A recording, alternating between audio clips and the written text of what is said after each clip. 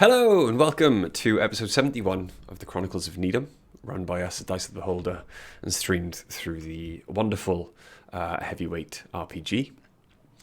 Heavyweight RPG. Yes, heavyweight RPG. Yes.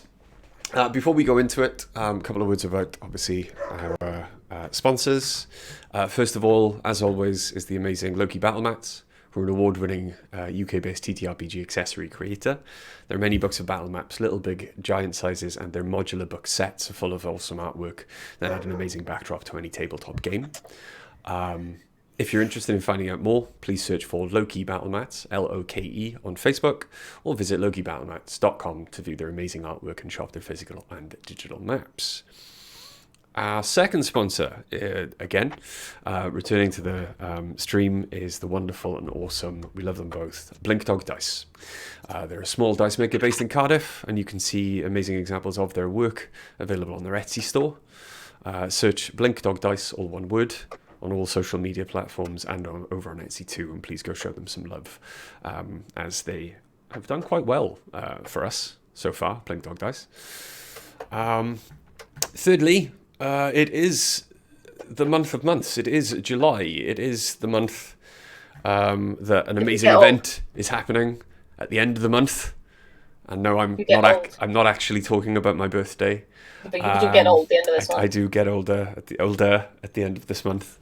It is the month, the 25th, or 24th to the 25th of this month. On this channel, if you didn't know already, you can see the awesome heavyweight himself take Short Rest Tavern, the crew from twitch.tv/Short Rest Tavern, through a 24-hour live stream for charity of AD's Homebrew World.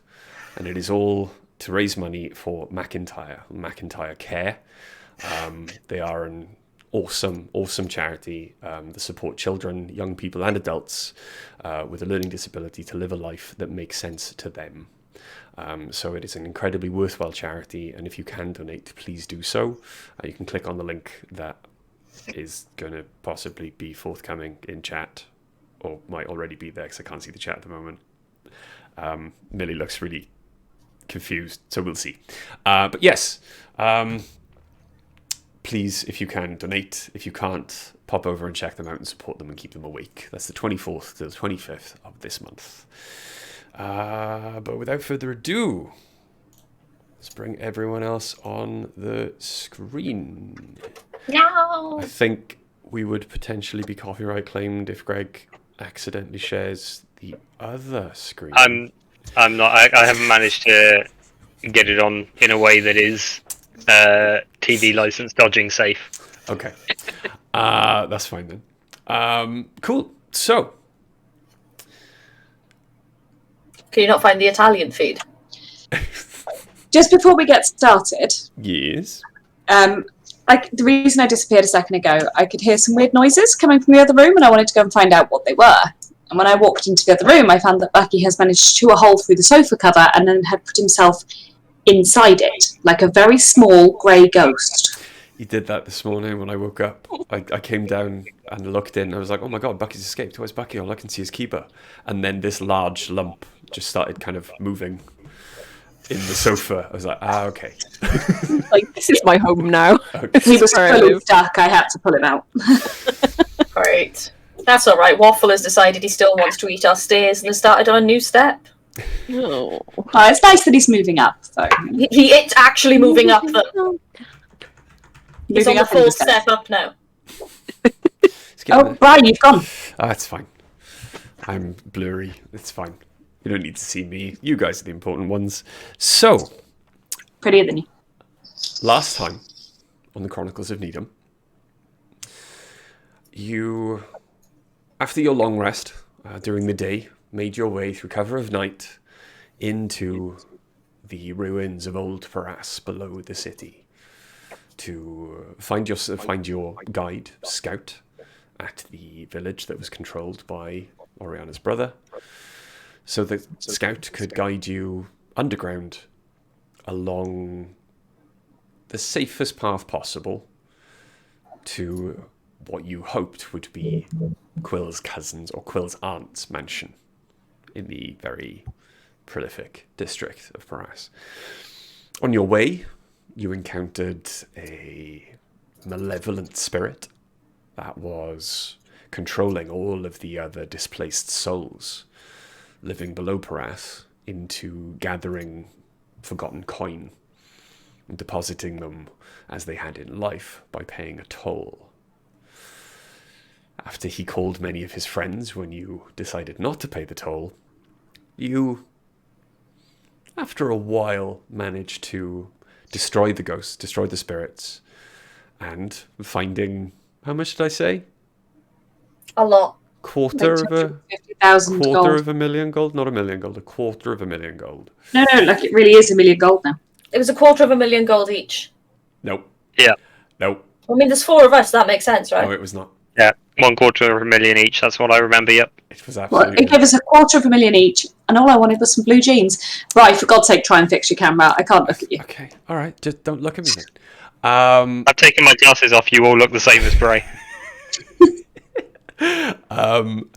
You then finally made your way up a ruined tower into the catacombs. I don't like when he sewers. uses the word "finally" in the recap. What about you guys? It always sounds like he's impatient with us, like we're not progressing. You eventually made your way. He's stolen his story from Baldur's Gate 3 anyway. So any of us who watched his stream have seen it happen already. You What's the finally rush? made your way into the sewers and catacombs below Quill's aunt's mansion, breaking in through the personal mausoleum of the Fragrant Peaks family. You stealthily made your way into the lobby of the mansion, only to stop as you saw a gnome illithid floating across the landing into the east wing, closing the door behind them. And that is where we find you. Bottom of the stairs, in the lobby, in the shadow, having watched the gnome enter the door into the east wing. Okay, so we know something dodgy is going on there. Can we leave now? No, we can't leave Quill's family with an illithid, however small. Okay, but there's a lithids in there. Right, but there's also a teenager in this house. We can't leave it. I mean, I don't think Quill's cousin would let his other cousin come to harm. I don't know. Quill? I don't know. I've not really.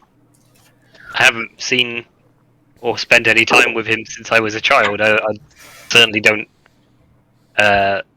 trust him implicitly.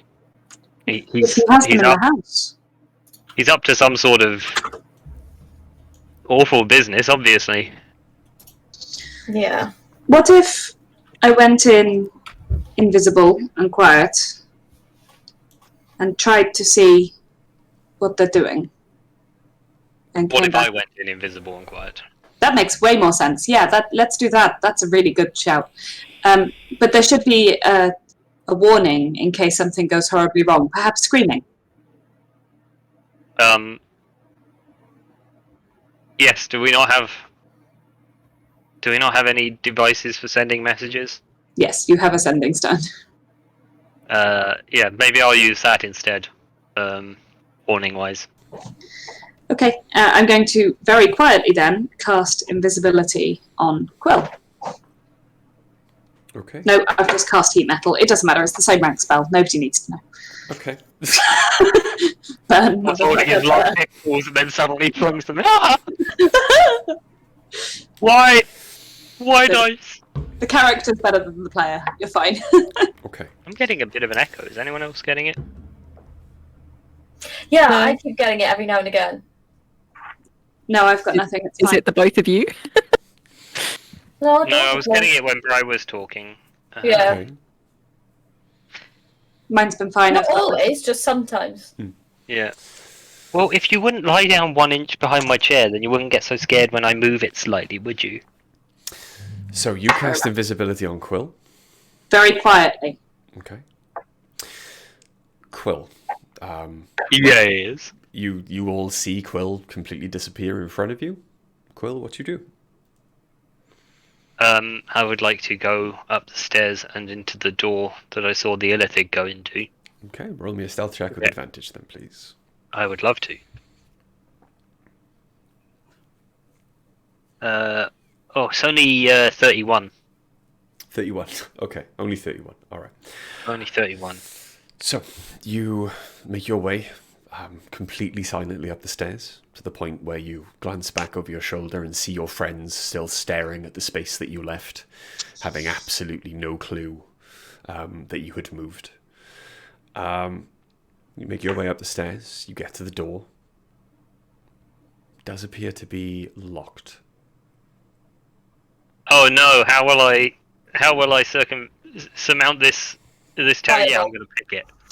Okay. Yeah, I'm gonna do that. I'm gonna pick the Cool. lock. I bet you didn't see that coming. Didn't. Oh god. I don't no think- door. I'm not 100% sure that I have expertise with this. I think it might just be regular proficiency. Some sort of fucking scrub. Let me check a second. So Dex plus proficiency, yeah? Are you going to be checking that door for traps? The Illithids just walked through it. Yeah, Maybe the Illithid knows about the trap. yeah. I'll give it a brief investigate to see if I can see any traps on it before I lock the pick. If that's okay. Yeah. Roll me an investigation check then. That is a 26. 26. As you go through, there does not seem to be any arcane aura coming from the door. You search around the door for kind of threads that might lead to another trap or anything that, as you've seen the Illithid pass through it quite quick, very recently, anything that could be activated quickly after passing through. You find nothing. It is a regular locked door. Nice. Okay, I will. I was going to say I'll use Mage Hand to pick the lock from a little way away, but I can't because I'll stop being invisible if I do that. So that is a 17 to unpick the lock. 17. The lock, after a few moments, does turn, and with a very faint, very well-oiled click, the door does open. Okay. I will stealthily move through the door. No problem. You haven't moved that far. I won't make you roll another stealth check.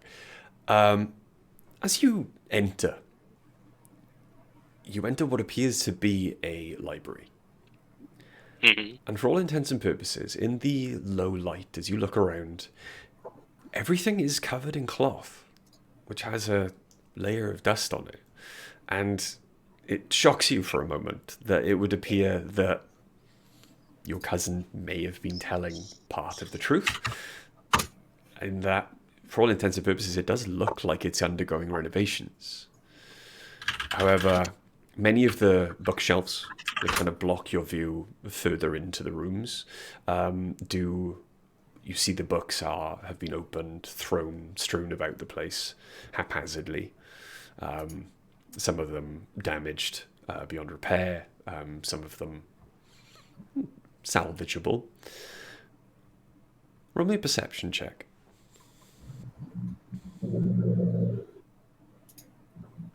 I'm not fantastic at perception checks, but I've rolled all right. 19. 19, okay. Further off in the distance then, you can just make out a mumbling. And as you pick up on it, your sight is guided to a very far corner, and you can see a kind of pulsing blue light. It's very, very low.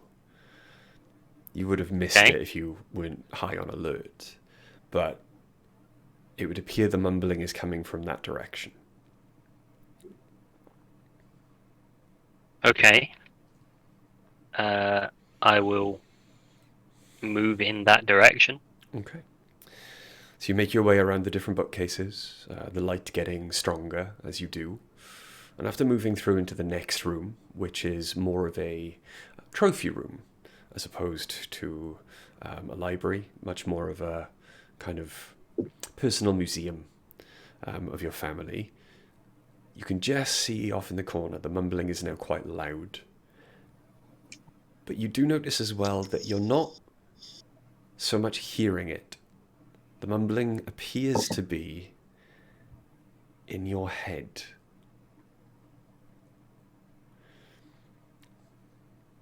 You can see that the blue light is coming from around a corner, through one door from one room into the other. Yeah, I will proceed. Okay. I can... Do you want to roll me a stealth check as you do then? To peer around the corner, yeah? Still advantage, yeah? Yeah, because you're invisible. That one's not as good. That's only 27. 27. Ah, guide. As you make your way behind a trophy case, with full view then into the next room, the vision that is presented with you is strange and alien. The closer you got to this room, the wetter the air became. And it is now in the room that you can see the windows seemingly blacked out to the outside world, with some kind of strange sludge that seems to be pulsing in the blue light. You can see a large circle of glowing blue energy in the center of the room. Everything from this room has been pushed back to the edges. At four corners of the room are four squat, small brains with large, almost drake-like legs. They have 4 legs, and they're standing at each corner. You can see the blue energy seems to pulse out of the brains into a beam, and as it hits the center of the room, then expands into this kind of semi-sphere of blue energy. As you're staring into the sphere, it does clear enough, or the light stops affecting your eyes enough for you to see inside the Gnome Ceremorph, hovering a few feet off the floor. With him apparently in the room, physically, appears to be a human. Though as you get a good look at the human, all you can see are the whites of the human's eyes. He's a young male, maybe 20, but he looks gaunt and stiff, as if his eye, and you can see that his eyes have rolled up into the back of his head. But he seems to be walking around mechanically, bringing the Gnome Ceremorph different books, different instruments.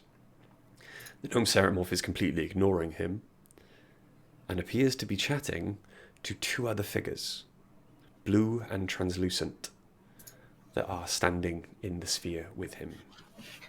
They do not look like ghosts. It almost appears to you as if they are being projected into the sphere. This dude's got a hollow projector? From somewhere. Okay. The mumbling does start to solidify in your mind into words. I will listen to them, I suppose.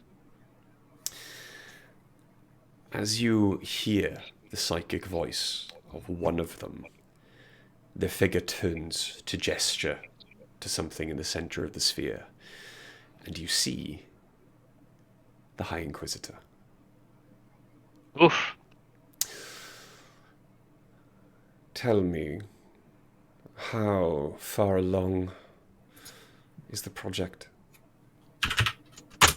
The war effort in the east does not go well. The Gnome Ceremorph gestures to apparently a kind of projected model of something in the middle of them. Roll me a perception check, Will.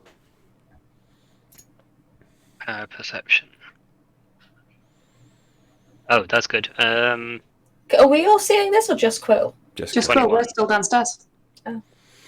21. 21, okay. Between the two translucent figures, and just in front of the gnome then, you can now make out, as your eyes adjust to the shifting blue light, he appears to be gesticulating to a train. But it is night. Sorry, you cut out there. Sorry. Gesticulating to what? A train. Oh. But it appears to be like no train that you have travelled on or seen before. This train looks, even in the blue light, alien. The front carriage and the rear carriage appear to be some kind of conical shell construction. The central carriages look to be made of some flesh. And as the train moves, in the image, you can see large tentacles spreading out from the carriage and whipping at some unseen thing as it passes. And you see the Gnome Ceremorph gesture at it. And it's like, with the expertise of the Tabaxi man, we are closer to the harvesting train than ever before. Harvesting train. We will use the train and its power and energy to pass beyond borders, through, over land, sea, between countries. We will take their souls on their physical form and their minds on a scale unheard of. We are growing the carriages as we speak. They are hidden thanks to the Tabaxi and his contacts. and the Inquisitor turns to the other figure, who turns, and you can see an ancient Illithid. He's lost some of his tentacles. You can see the cracks in his skin and a dark kind of power emanating between these cracks as he kind of looks, as they look at each other. And the Inquisitor, you say this will cross borders without detection? And the ancient projected Illithid turns back to him. Of course. Once it builds enough energy from the mines and the humans it captures, it will jump hundreds of miles, if we wish, to the next settlement, the next city, the next country. It will be untouchable. You will have Gracia, you will have Egyptus, you will have Arabia. Though their minds also are dead and will not sustain us, if you wish, you can have Carpathia. The Inquisitor smiles, that sickly, horrible smile that you've seen him do before. Very good. And the Tabaxi. Oh, his mind will be tasty when we are done.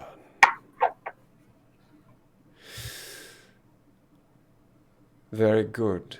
So, remind him that all of his effort should be used in keeping this quiet, keeping his family away, and, of course, turning all of his vast fortune into speeding the process along. Otherwise, his lovely cousin, or his lovely sister, will come to a grisly end. Her brain, though small, would perhaps sustain our gnome friend here. I am not a gnome. Well, no longer. I will be in the city soon. I was dallying with a plaything, but unfortunately she did not quite meet my requirements, so I have discarded her.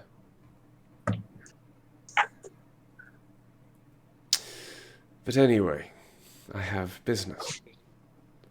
Please, continue. Message me when you know more. And with that, the Inquisitor moves away from the projection and completely disappears, leaving the Gnome Ceremorph and the one Illithid, the ancient Illithid, still remaining there. I now control the nest of the Elder Brain. We are moving to the south of this empire they call Shalem. There is a large feeding ground. Farmers, free apparently, freed by their landlord. They will be tasty as they hope for freedom. I will give it to them, at least from this plane anyway. Do well here, and you can rejoin us on the Nautiloid once we have dealt with the Inquisition. And at the end of that, the Illithid also disappears. As the Illithid disappears, the sphere of blue energy also dissipates. The beams of energy coming from the 4 brains at each corner of the room shrinks back and is absorbed back into their bodies. And as one, all of the brains turn towards the trophy cabinet you are hiding behind. Yep. I would like Quill to roll for initiative. I'm going to find some dice and make sure I'm Feel ready. free to signal for us. 21. 21. This is a good time to roll high on initiative, I feel. Yeah. Definitely. It's alright, we wish to kill the not gnome. We have established this. I also quite like that we've taken to calling it the not gnome. This works for me. Hey, this would be a real good time to be a tabaxi, right? Be really fucking fast. Yeah. Yeah, perfect, really. Yeah, it seems like just the kind of moment that it would be cool to be real fucking fast. I am very glad that you went in, not me. Because you are very fast and I am not. I mean, you're not like any slower than average, but No, I'm you're just definitely Quill is faster. just average. Yeah, I like Em's jumper. good It's got jump. little flowers on it and it's cute. I like Em's pants. Well, I like Em's leggings. I don't know And what that pants butt. they're wearing. Yeah, I mean, dead ass. Holy shit, that was quick. What? England just scored. I just checked the score and it was 0-0. Yeah, they just scored it 2 minutes and 8 seconds in.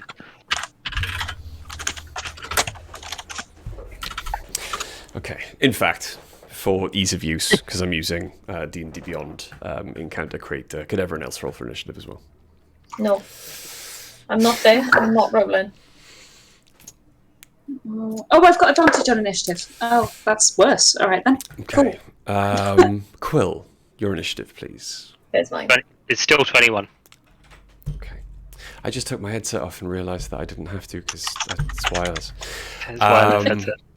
Oriana? 17. Dice. Did I just do that? Oh, I could have just done that. Glad I didn't, though. Ace? 14. Nice. Okay. Sucks ass. I have advantage on initiative. Quill. Yes?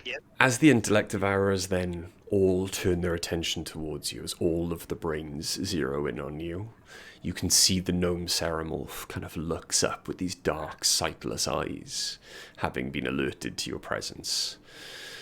You also see the human, completely controlled and dominated, turn towards you as well. But you get to go first. What do you want to do? Bonus action. Go for it. I activate the blade song. Thought you might. Action. Cool. I cast haste. Cool. My speed is now 100 feet per round. Mm-hmm. And then I will pop feline agility and run back to the others as fast as my little legs can carry me, using my movement and my second action. Don't drag us into your shit. Casting haste. So you are moving 200 I can move 200 up feet to in this 400. round. Up to 400. Because I have a second action from haste. You absolutely do. Okay. It doesn't take then 200 feet for you to get back to your friends in the foyer. That's a shame. I wasted a lot of stuff in that case. It takes about 150 feet in total to get all the way back. You are there. What would you like to do with your free action? I would like to say they've spotted me. I believe they are coming. There's 4 brains on legs and a weird gnome thing, and then a human who seems to be pretty dominated. And then I'll run back up to the top of the stairs and try and find a reasonably concealed position where I can watch the door. Okay. At the top of the stairs. All right. Give me a second. You need to go and put some stairs down. No, I need to change the map again. Which one? Run back up the stairs when you're after. Yeah, as soon as in your next action, he'll just run straight back down again. Just for my entertainment. I will kill you. Thinking about it. I'm so fast. There's no way you can kill me. But you're already trying to kill us. What's your point? I mean, yeah, what was last week? He's not going to kill me now because before the game started, I told him that if Quill dies in this, I'm making a level 11 Fergen Smurgen. Yeah, that ain't happening. Yeah, That's being the mayor of France. That's enough nightmare fuel for anyone to to keep Quill alive. Oh yeah. Okay. It's so nice to have Brian interacting with us from a distance. Yeah, it is. Usually we're just talking and hoping that he hears. If the other campaign continues long enough for Fergen Smurgen to get to a decently high level, oh, the fucking shenanigans! I can't wait. Shenanigans. It's can you imagine that guy with a 9th level spell slot available to him? Oh, it's gonna be nightmarish. Don't want to. I don't want to. It hurts me. That's exactly what he's for. To hurt Brian. Right. Yeah. I designed Fergen for 2 things. One, to be mostly a support character, and 2, to upset Bry. Mm-hmm. It's pretty good. It's pretty good. Done well. I can tolerate him once a week, not twice, lol. Jenny, what are you saying? I thought everyone loved Fergen. They do. I can't stand Fergen. What? I'm sorry, my love, but he winds me up so much. Okay. He's just a good boy who wants to find his dad and maybe become mayor. Oh, he's so annoying. Let's try that again. Aw. Okay. You have My feelings. You have run to the top of the stairs, or just on the stairs, concealed but able to see the entrance to the east wing. The rest of you are down in the foyer. I'm not keeping the femurs, Stu. Okay. So, Got Athena's. Go away. Oriana, Yeah. what would you like to do? Where am I? At the back. Mm-hmm. Can I see? I take it Quill's being chased. Can I see anyone coming? As you look up to the door, the top of the stairs that you saw the Gnome Ceremorph walk through, it is currently open, as Quill left it open behind them. As far as you can tell, right now, there is no one coming through it. Roll me a perception check.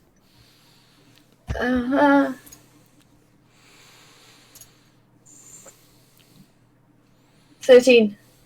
13, okay.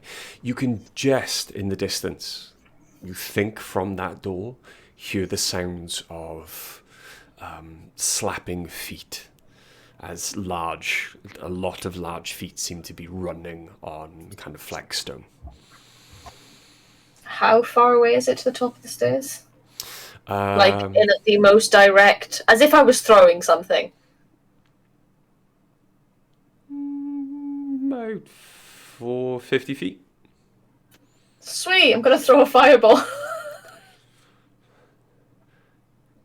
Okay. I know there's elephids in there. I'm not fucking about. So you're going to throw a fireball. Oh, I've been waiting to use this one, and I'm so glad it's a map that's big enough. So you're going to throw a fireball. Yeah, I'm gonna use the wand of fireball this time. Okay, cool. Centering on the door. Yeah, pretty much in the door frame. All right. Don't be a dickhead. Don't be a dickhead. Don't be a dickhead. I need a dexterity throw by anyone that it might hit. Okay, so everyone looks up and sees a fireball erupt in the corner on the door. The doors are destroyed. Everything is now aflame. There are curtains and tapestries and drapes, pictures on the walls. Plants are cinders and ash. Again, though, because you can't see through the doors because of the angle you're at, you can't really see whether you've had any effect on anyone. Roll the damage for the fireball. Ariana, people live here. Do you need an escape? 33. 33 damage? Yeah. Okay. Great maths. I'm using the D&D Beyond dice today. Oh. Okay, that explains it. Yeah. Okay, is that the end of your go, Ariana? Well, I would anyone else like to should we just run? Can we just run? We don't really want to start this fight, do we? Can we run? I would like to fight. They're distracted. The Oh, house is on fire. Alright, we have to. We can't leave Quill's cousin in this situation. I'd like to fight, actually. We don't know the situation. But okay. We know there's Illithid in the house. For me, that's the situation. That's as far as I know, and that's still not good. Fine, we'll fight. I'm going to give Bardic Inspiration to Quill. And that's just, Thank you. yeah, you definitely won't have it from last time, will you? No. Sweet. Okay, so, Ace, Yes. what do you want to do? Reluctantly, I think I'm going to have to engage some combat with people because my spell slots be getting low. Okay. That's a real mood right now. Hmm. What would you like to do then? At the moment, you can't see anyone. You know where they are due to come from. In that case, then I will. There's obviously a set of stairs here that Quill has gone up. They are due to come from this doorway here. Yeah. There's another set of stairs there. So the ones that the doorway that they're due to come from, is there an edge that I can like hide myself behind? If you were to get there, Like yes. squidge myself? Yeah. I'll do that then, and ready a big old smash with my hammer Okay, you can get to that smash someone far. in the face. You can get that far with your normal movement. Hmm. If you want to use your action to dash, you can, but you cannot then ready an action.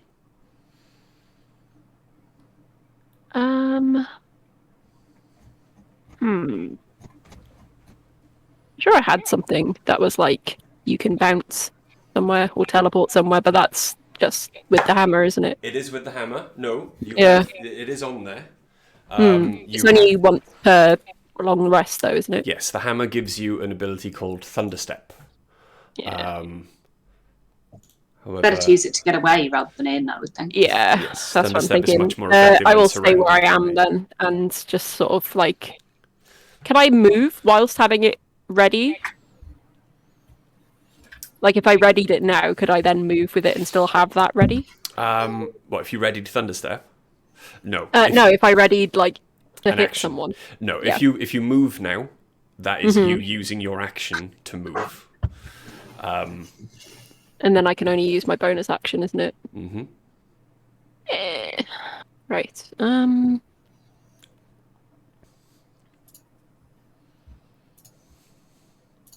Da, da, da.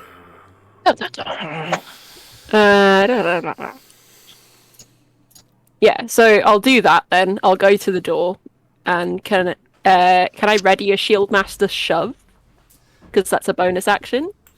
No, it takes an action to prepare To a ready reaction. something. Yeah. Never mind. Yeah, let's like stay where I am then and ready a big hit with the hammer. Cool. Okay, and dice. Oh god. Okay.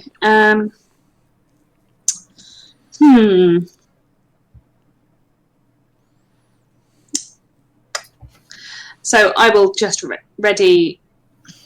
I'll walk up so that I've got a line of sight on where they're going to emerge from. Mhm. If I don't need to go up the stairs, that's fine. I Okay. just need line of sight on them, and I'll ready two lightning launch attacks on the first thing through the door. Okay, cool. So you're going to move until you've got line of Line sight. of sight on where they're going to come from. Okay.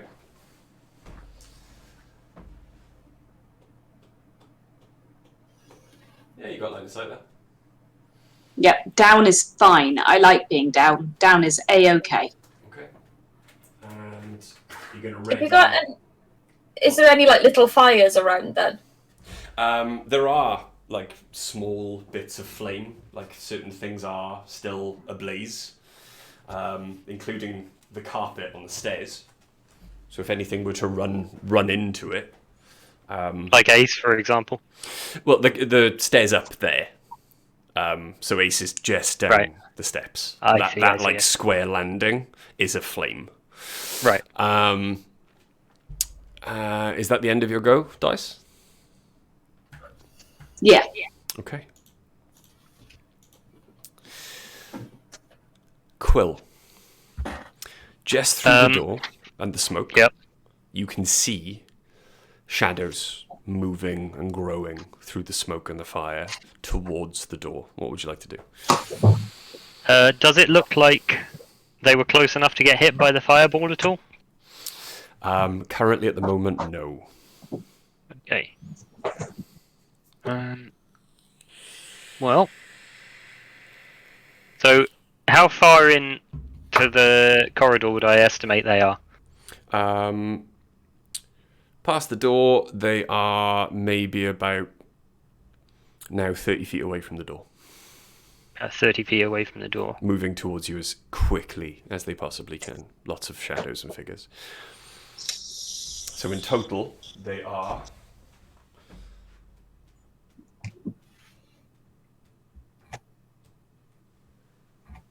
about 80 feet away. Okay, I will. So my speed is still 100. Mm-hmm. I don't have feline agility available, but I do have a movement, 2 actions, and a bonus action. Mhm. So I'll run. I'll run up to. I'll run 70 feet towards them, so I'm still 10 feet ahead of them. Okay. I will hit them with a Frost Fingers Cool. at 2nd level. Sounds Uh, dead. so- Yeah, so they need to make con saves, all of them. Okay. As you rush Everyone. through, then the fire and the shadow, Mm-hmm. can you roll me a dex save with advantage because of how fast you're going? Yeah, sure.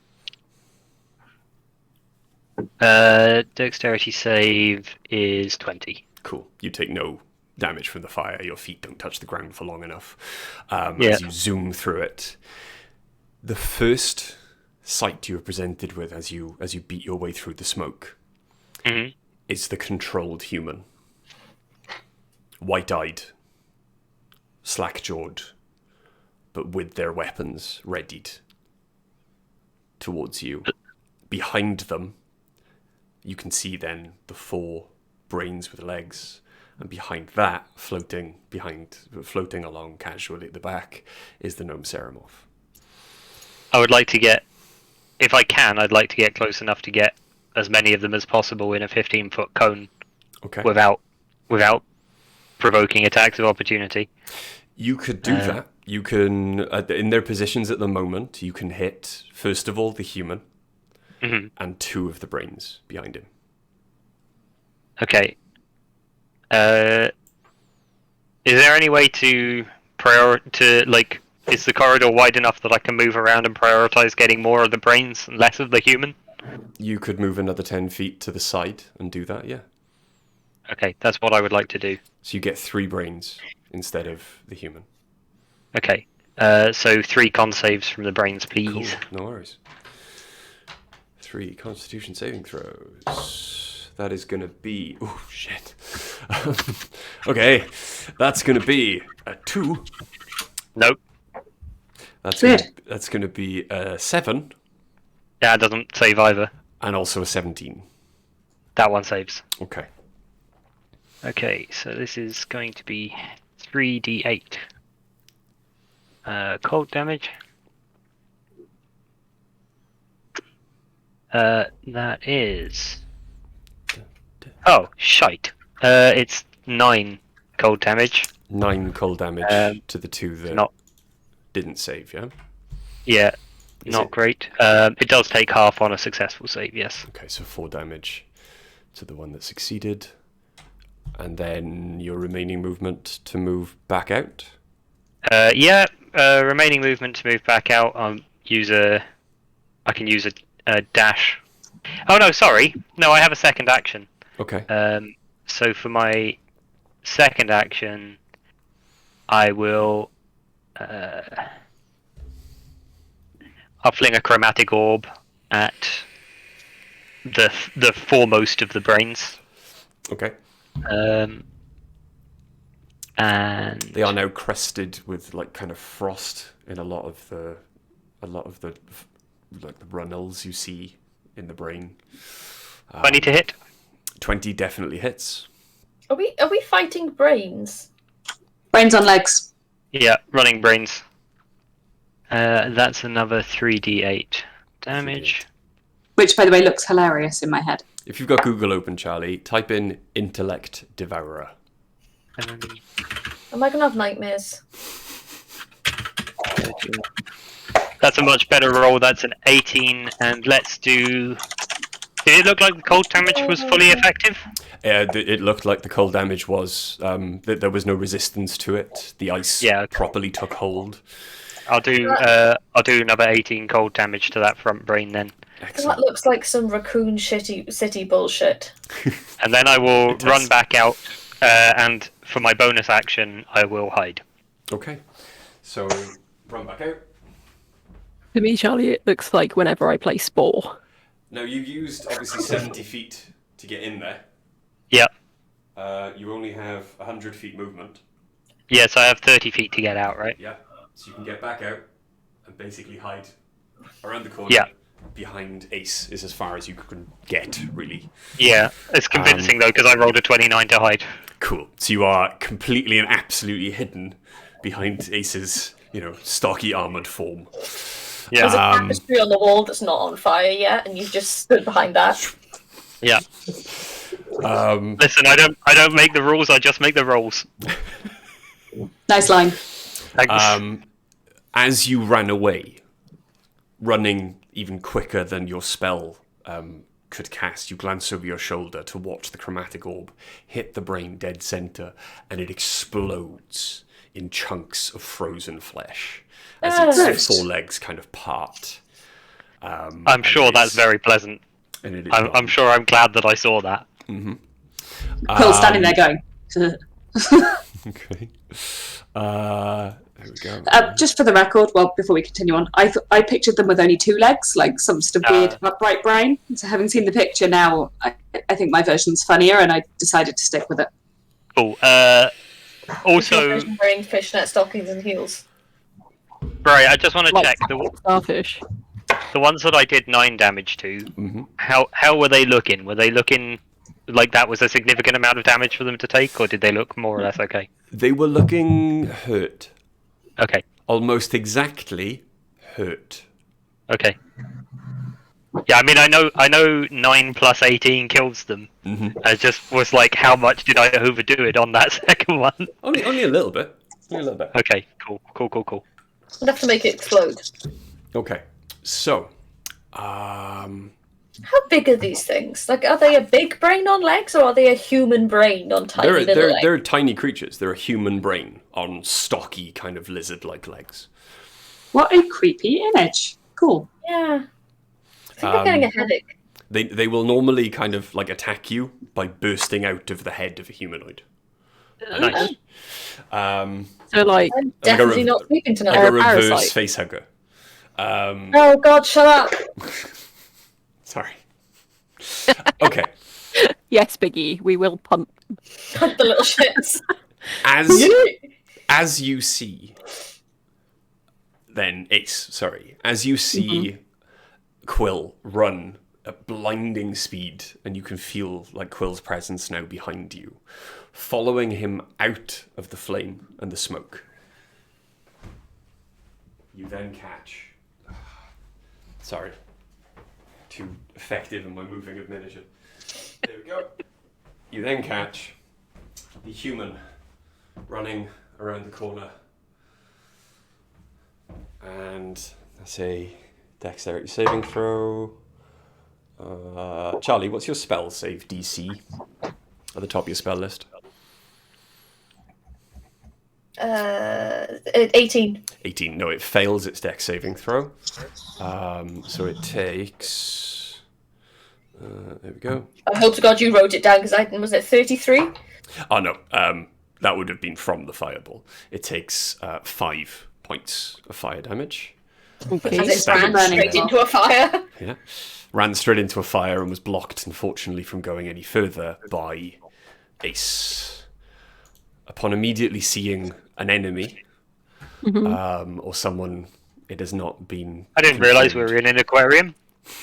An enemy. And an enemy. It is going to make 2 attacks against you with its longsword. And then a third attack with its short sword as well. It's fine. Since I've readied, though, don't I get first hit? You can't No. ready because you moved. I thought I didn't No. move. Ace Oh. didn't. Oh, that's Yeah, fine. I didn't. Yeah. If Ace didn't move, I do apologise. Ace is still actually there. And, Like, I moved, but I didn't do the extra movement, if you get what I mean. Yeah. Like, I wasn't next to the door. that's fine. Yeah. Quill is the first person it Sorry. sees. I'm Yeah. hiding. It's hidden. It needs to roll to see me. It needs to roll above a 29. You are, in fact, now behind a tapestry because Ace is not there. You were Yeah. hidden Yeah. around I a wasn't corner. much cover, I'm short. I rolled a 29, Bri. It's hidden behind a tapestry. How observant is this? And don't forget, it's just ran through fire, so that's definitely got to be Right. at disadvantage. It rolls a natural 1 then, and cannot see you. But it has stopped directly in front of you at the end of its round.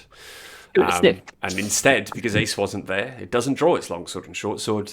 It sees Ace, Dice, and Oriana standing in the foyer, and draws its heavy crossbow. And is going to shoot at Ace. But can I shoot it first? You can, because you readied your action. Lightning Thanks. launchers. I think I should get to shoot it I first. love I how you think. guys readied your actions, and I just went, fireball! Fire! Makes perfect sense to me. Oriana does not have a good relationship with the idea of illithids, so burn the fuck Sorcerers. before I can do a thing. Sorcerer's got a fireball. That's like the law. That's 21 to hit with the first one. Oh yeah, Wait, it definitely is. I don't know, can sorcerers cast fireball without... Like, is it a spell she can get later on? Oh, You're getting that echo. yeah, I'm getting it every now and again as well. It's coming from M. I see M lighting up when it happens. I think I can see it now. Do you need to turn my volume down a bit, maybe? Yeah, it could be. 12 damage for the first one. Okay. And second one is 21 to hit again, which is funny. And it's going to be 12 damage for the second one because I rolled really badly on the first one. Okay. I think it's your headset, your microphone picking up your headphones. Yeah. Yeah. I can move it away further. Okay. Yeah. As the two bolts of lightning fly out then and are flung from your hands straight towards the human, it is racked with pain, and you can see the electricity kind of go up and down its body as it kind of holds to the armor. And it's still then, having taken a lot of damage from you, seeing where the attack comes from, is going to turn its heavy crossbow towards you instead. Dice. Go for it. Okay. That's cool. I'd rather it shot me than Ori, to be honest, because... that is going to be Ori's armor's up. a 20. 20 does hit. Okay. You take, from the big crossbow bolt, 11 points of piercing damage Okay. as it punches Cool. through your armor. And Oriana. Hello. Excellent. Is it my go? Yes. Oh, lovely. How's this human looking? The human looks hurt. Cool. You can see the kind of like smoke creeping up out of the inside of the armor from being electrocuted and set on fire in very quick succession in the last like 5 seconds. Probably shouldn't waste big spells on it since it's just a human. Just a human. Well, there's worse coming. Yeah.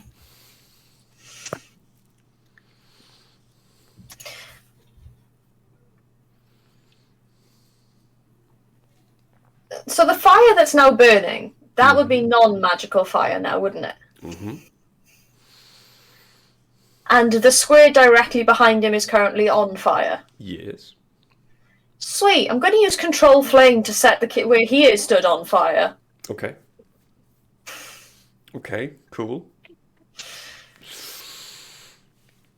I have nothing for damage, but and it's I can do a cantrip as a bonus action, right? If I use If it's a bonus action Yes. cantrip. it is a bonus Yeah. action. Well, as a bonus action, I'm going to set the square he stood on fire. Okay, cool.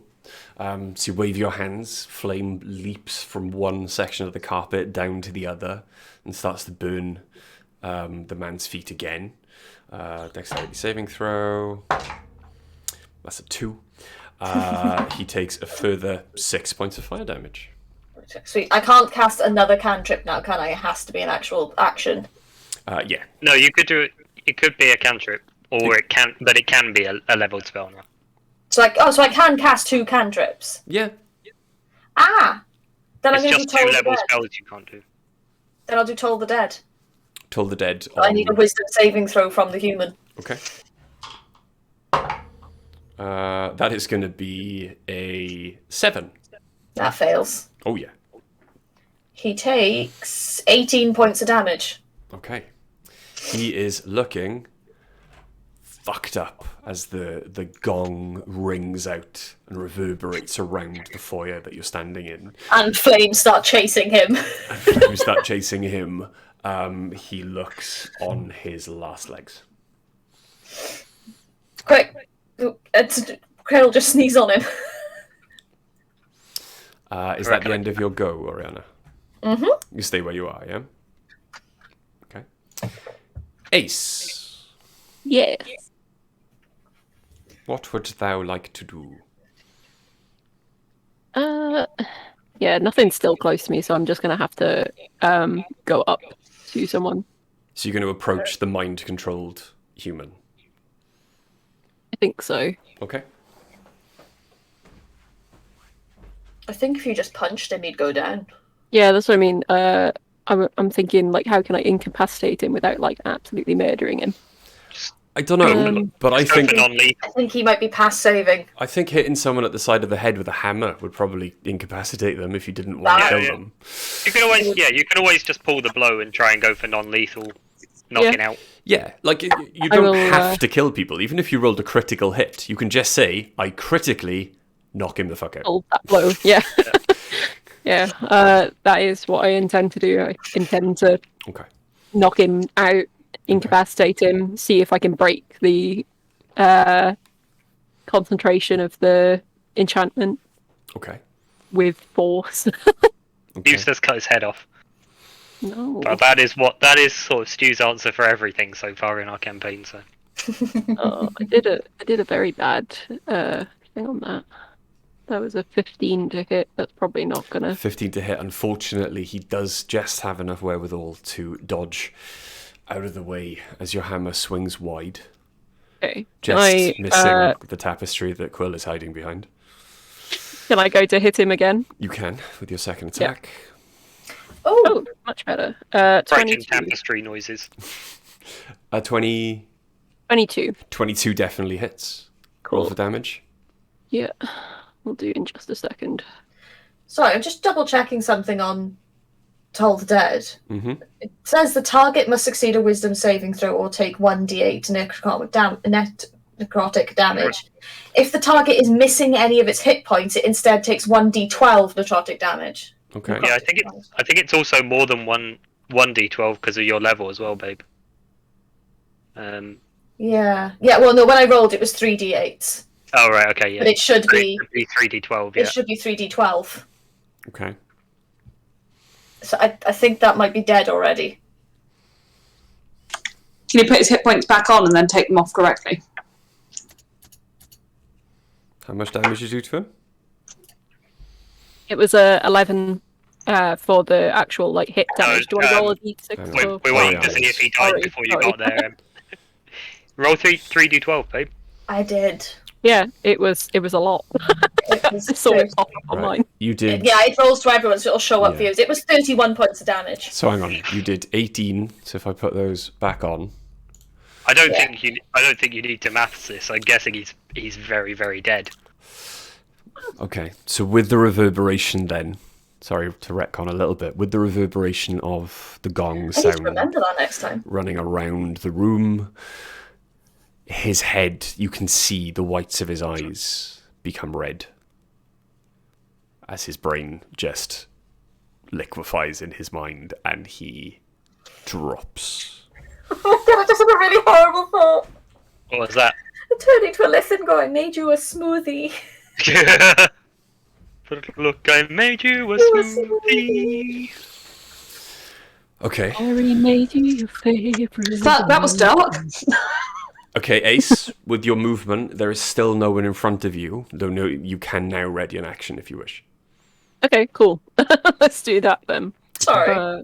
It's okay. I only would have done 11 damage anyway. That's fine. Okay. So.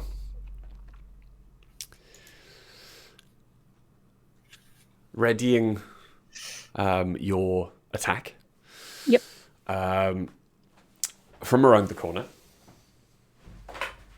comes an enlarged brain with 4 lizard-like legs sticking out the side of it.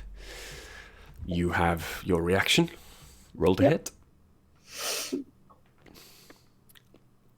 It's cocked, so I'll do that again. That was not great. It's 18 to hit. 18.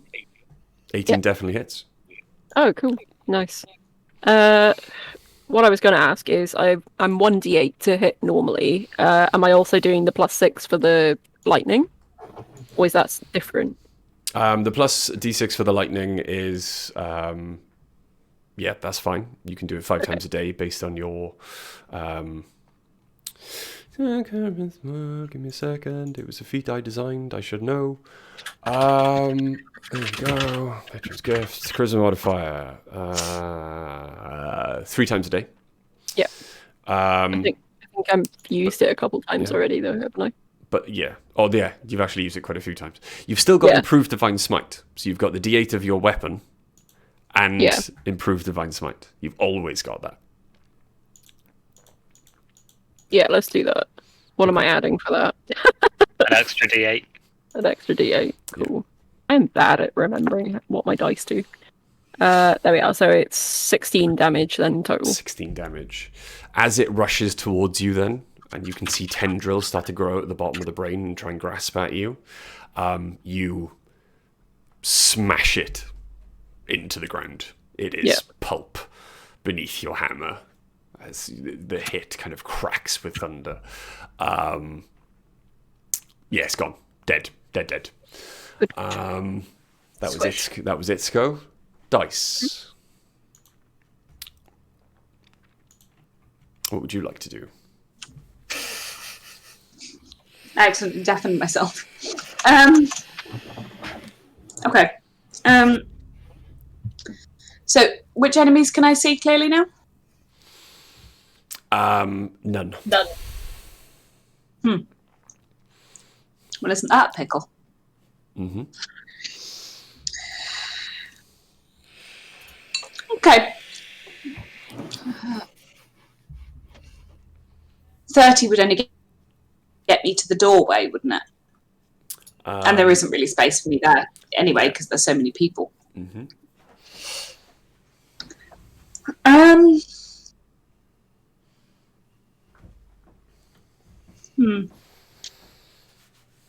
Okay, all right.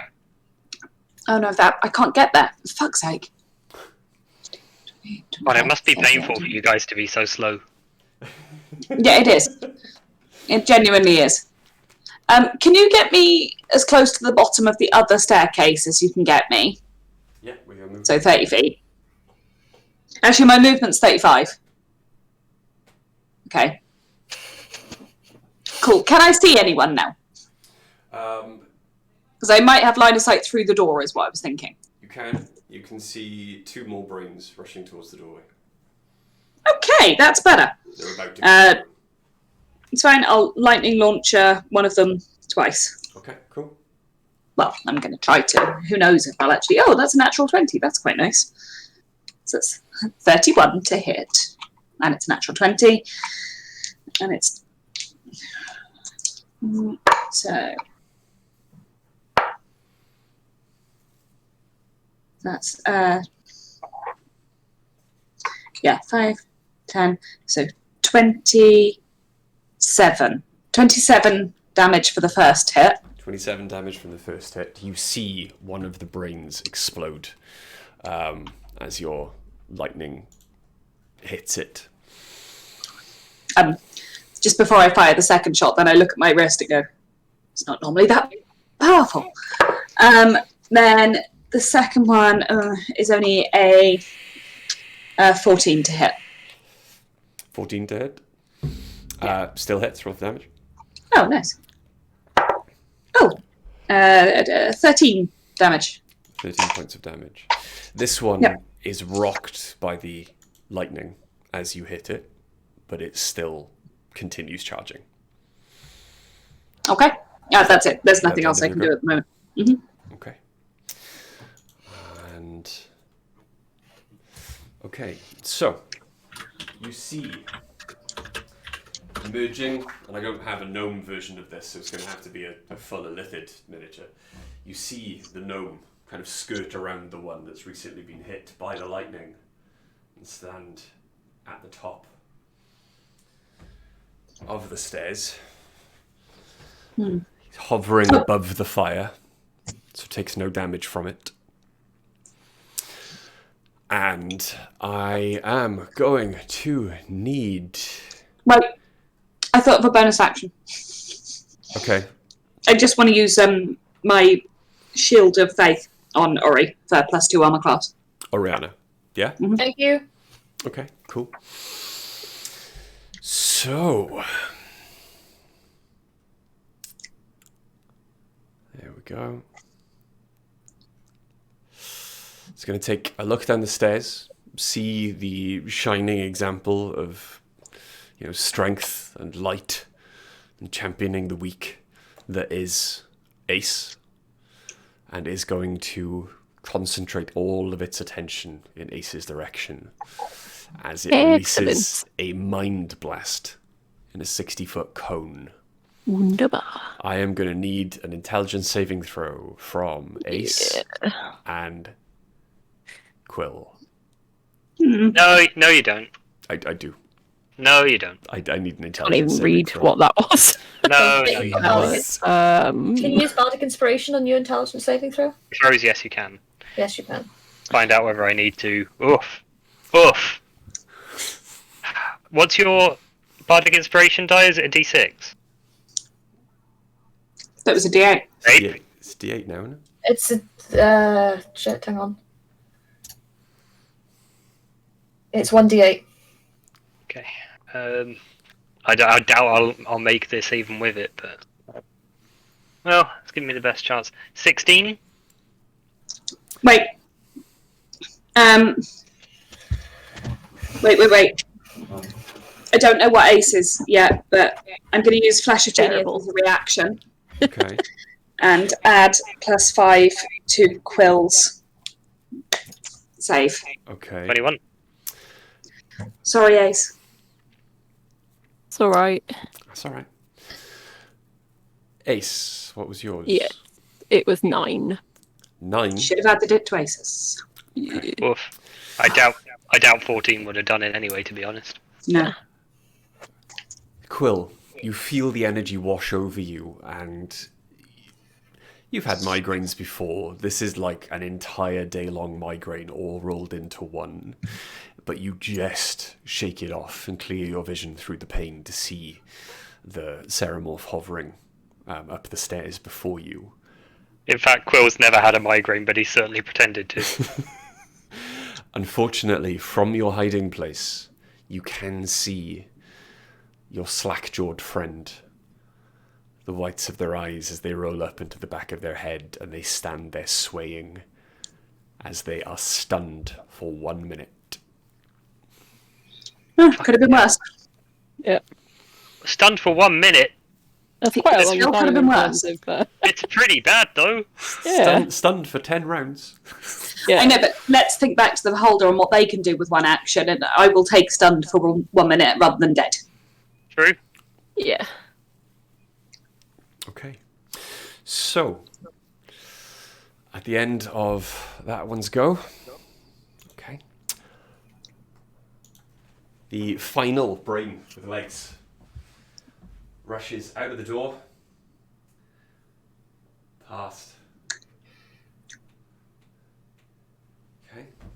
Are they rolling for running through the fire? Also, that illithid gnome is stood in the fire. He's hovering above the fire.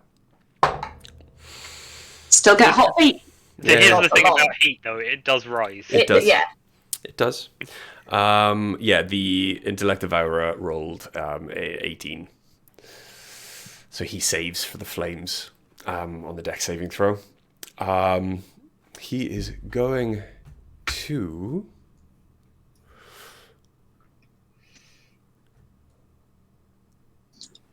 I have an alternative idea. How about he doesn't? Millie, Yeah. roll me an intelligence saving throw. As you feel a kind of psychic scream penetrate your mind, and your mind begins to go blank. Nah. I don't think so. Intelligence saving throw for dice, 25. 25. Okay. Yeah. So Devour Intellect does not work on you. No. Okay. And you take no psychic damage, so that's fine. And that is the end of his go. Will. Can I yell, just as a free Sorry. action, can I yell, nice try, fucker? Yeah. Quill, which Okay. Well, first things first. I would like to... If I burst from cover where I am and start making attacks against the Ceremorph, Mm-hmm. is it going to be surprised by me suddenly appearing, thereby granting me advantage on at least the first attack? Yes. Excellent. Okay. In that case, I will do that. I will burst from cover. It rolled a natural 1 in perception, so yeah, it's going to be surprised. Excellent. So the first one, I'm going to do a green flame blade, I guess. Okay, so you burst from cover, rush up to it. Roll me a dexterity saving throw. Sure. Fire. Yeah, I can do that. Dex saving throw. 26. Yeah, you are dancing around the flames as they lick your feet. You're fine. So the attack is plus 10, I think. Yeah, plus 10. So that's 26 to hit as well. Okay. 26 Guessing. definitely hits. I was going to say, I'm guessing. So we're doing 2d6 for sneak attack, 1d6 for my scimitar, plus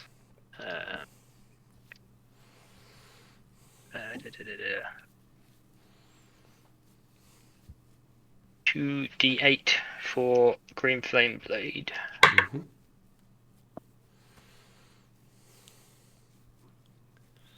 So that is 6, 12, 14, 17, 18 plus 6 is 24 damage on the first hit. 24 damage on the first hit, okay. I like being a rogue. And the second one? Second hit is just going to be a regular scimitar attack. Do I still have advantage, or is it just the first one? Just the first one. Okay, that's fair. Regular scimitar attack, 22 to hit. 22 to hit. Yeah, definitely hits. That is 9 damage on the second attack. Okay. So that's my 2 attacks. Bonus action. Oh wait, I still have another action. How's he looking after those first 2?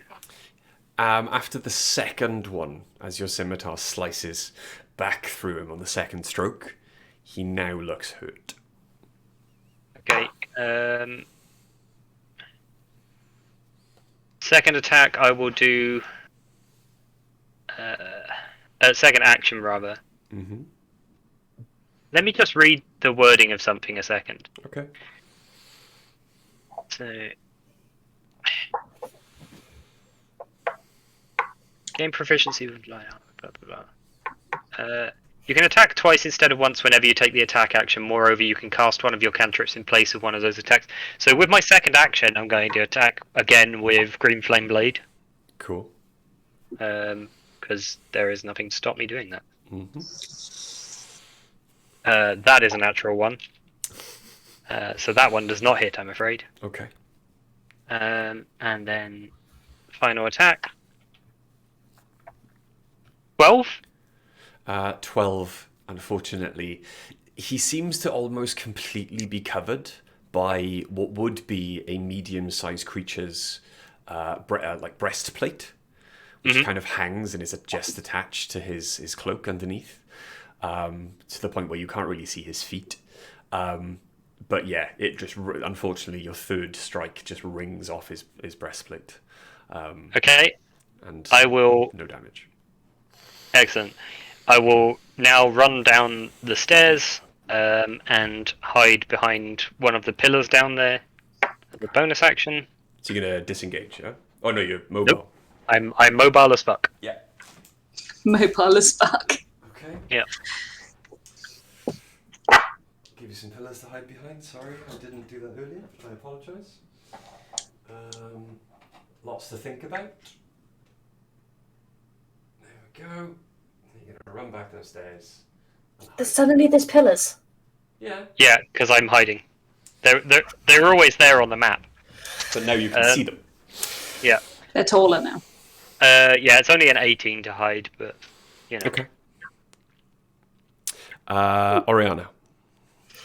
I am going to throw a chromatic orb at it. Cool. Go for it. 16 hit? A 16 just hits. It is its thank armor God. class. Yay! Waffle has fallen off the sofa twice now because he's angry at his own feet. That is Sweet, man. 38 points of fire damage. 38 points of fire damage. Yes. Okay. Fucking hell. It's what many? 38. I cast it at level 5. Sick. Okay. It's going to use its reaction to cast Absorb Elements. Damn. I knew it would. Okay.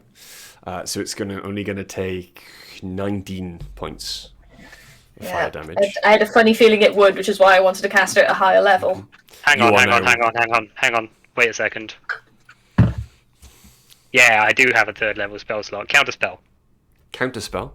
I was just, Counterspelling the absorb elements. Brilliant. Okay, so it I was takes the just about to full, say I could do that as takes the full 38 points of fire damage. It is looking massively fucked up. Hey Quill, between the two of us each round, if we can cast Counterspell twice. That's my last counterspell, so that's all I've got. But it's Yeah, still I've there. got I can do it a couple of more times so long as I'm careful with the other spells I'm casting. He's still standing. Well, I've got another 5th level spell Just slot. out. he's still floating. His feet I will then. So I can now. I'm just double checking that I can now cast a cantrip as a bonus action. As long as it's It's a got bonus action under casting time, yeah. But you can use sorcery points to make something a bonus action Mm-hmm. and then cast it. Sweet, I'll do that. Okay. Give him a good tolling, babe. I do need a wisdom saving throw from him. Okay. Wisdom Give him a saving. damn good Wisdom tolling. saving throw. Yeah, That's a 25. yeah, he saves. But It's a high number. Mm-hmm. but I've just rolled it wrong again because it's a D12 and he still takes target saving throw or take if the target is missed. It doesn't say if it takes half damage. Then it No, doesn't. it's a But it cantrip. doesn't. If it doesn't, then no. That's fine. Okay. I mean, I think you did sufficient damage. That's fine. I would like to do. Oriana really doesn't like. I don't like these things. So burn it with fire is about the only. Okay. After Oriana, then Ace, unfortunately, is stunned. Yeah. Give me a second. Do you get a... Ace, roll me an intelligence saving throw at the end of your turn. That I will do.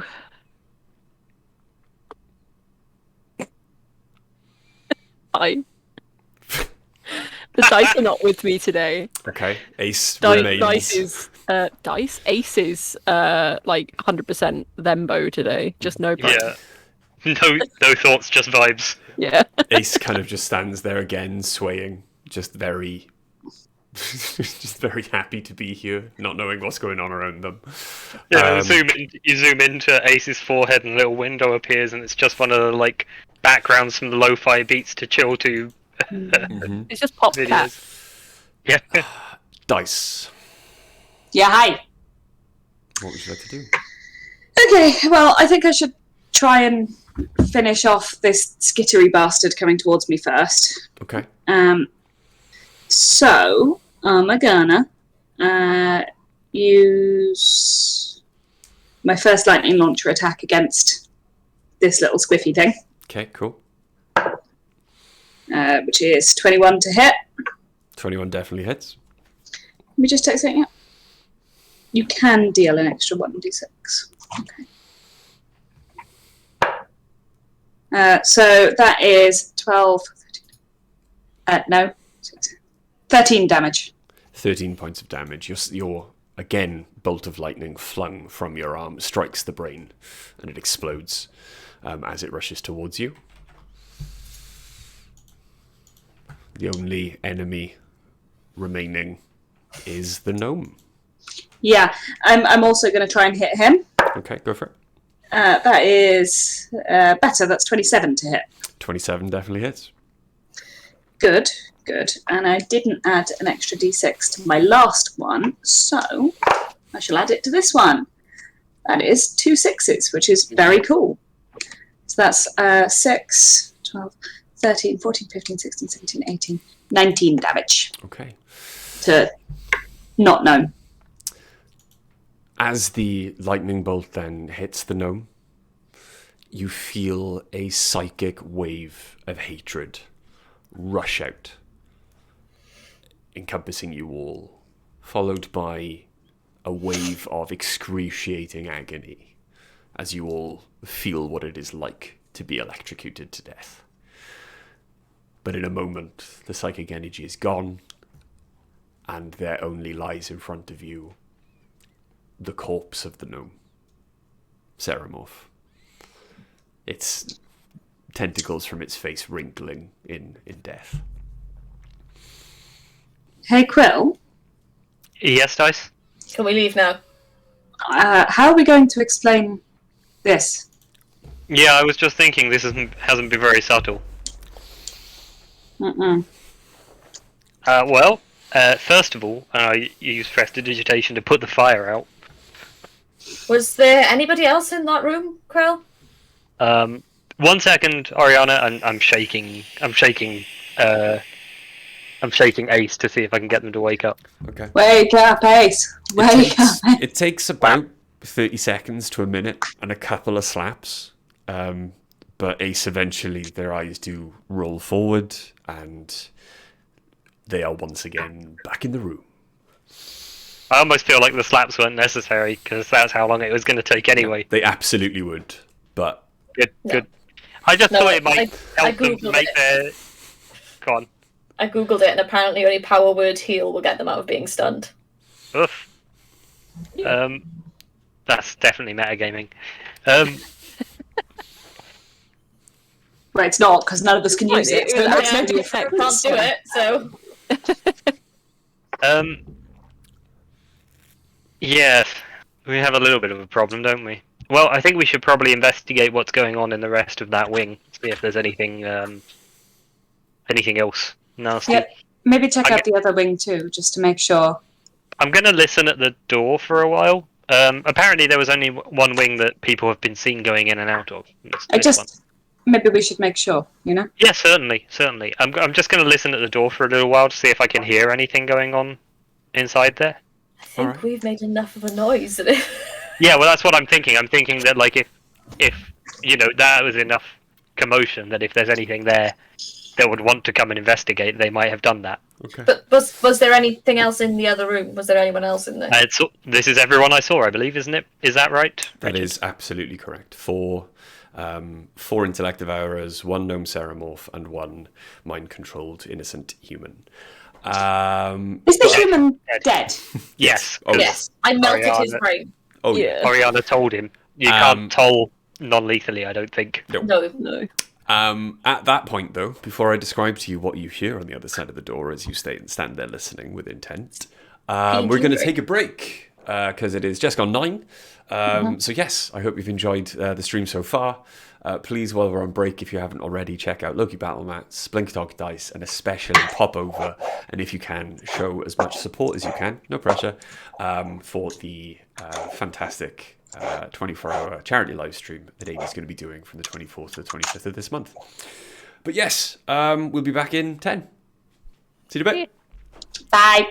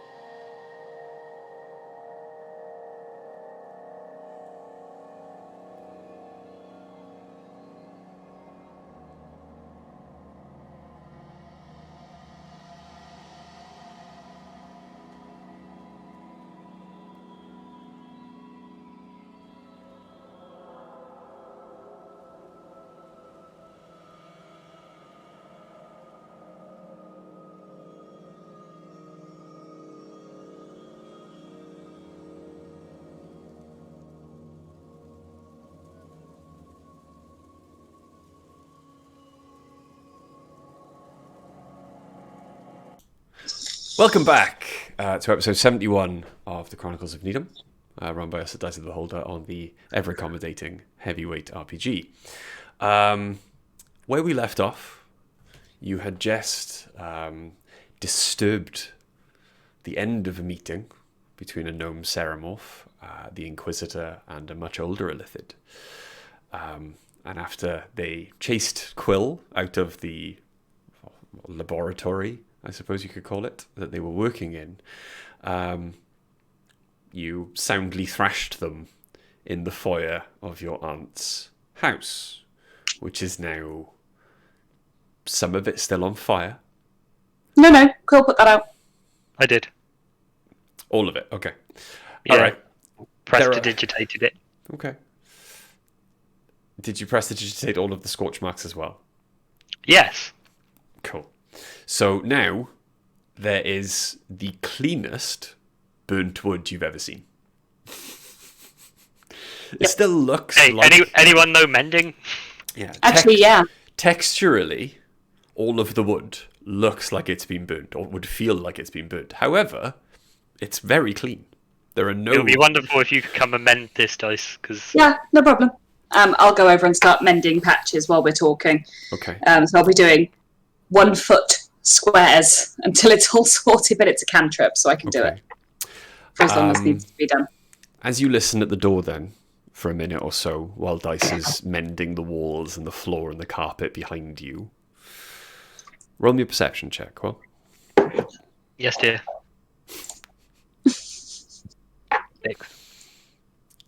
6. Yeah. There Big is, six. as you peek around and listen, there appears to be nothing else emanating from this room. If anything, now, with the mumbling gone from the psychic conversation, you were just close enough to overhear. It's even quieter than before.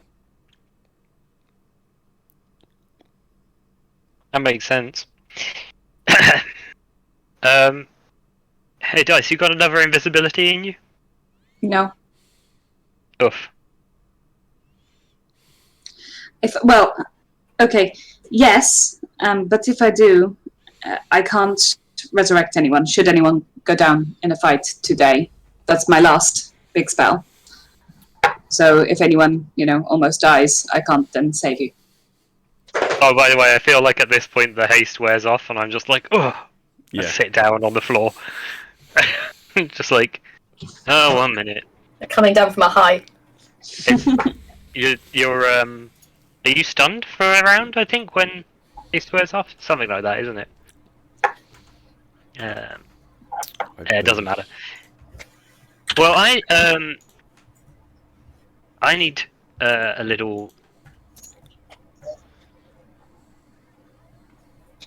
I think I need to investigate more in that wing and see what's going on.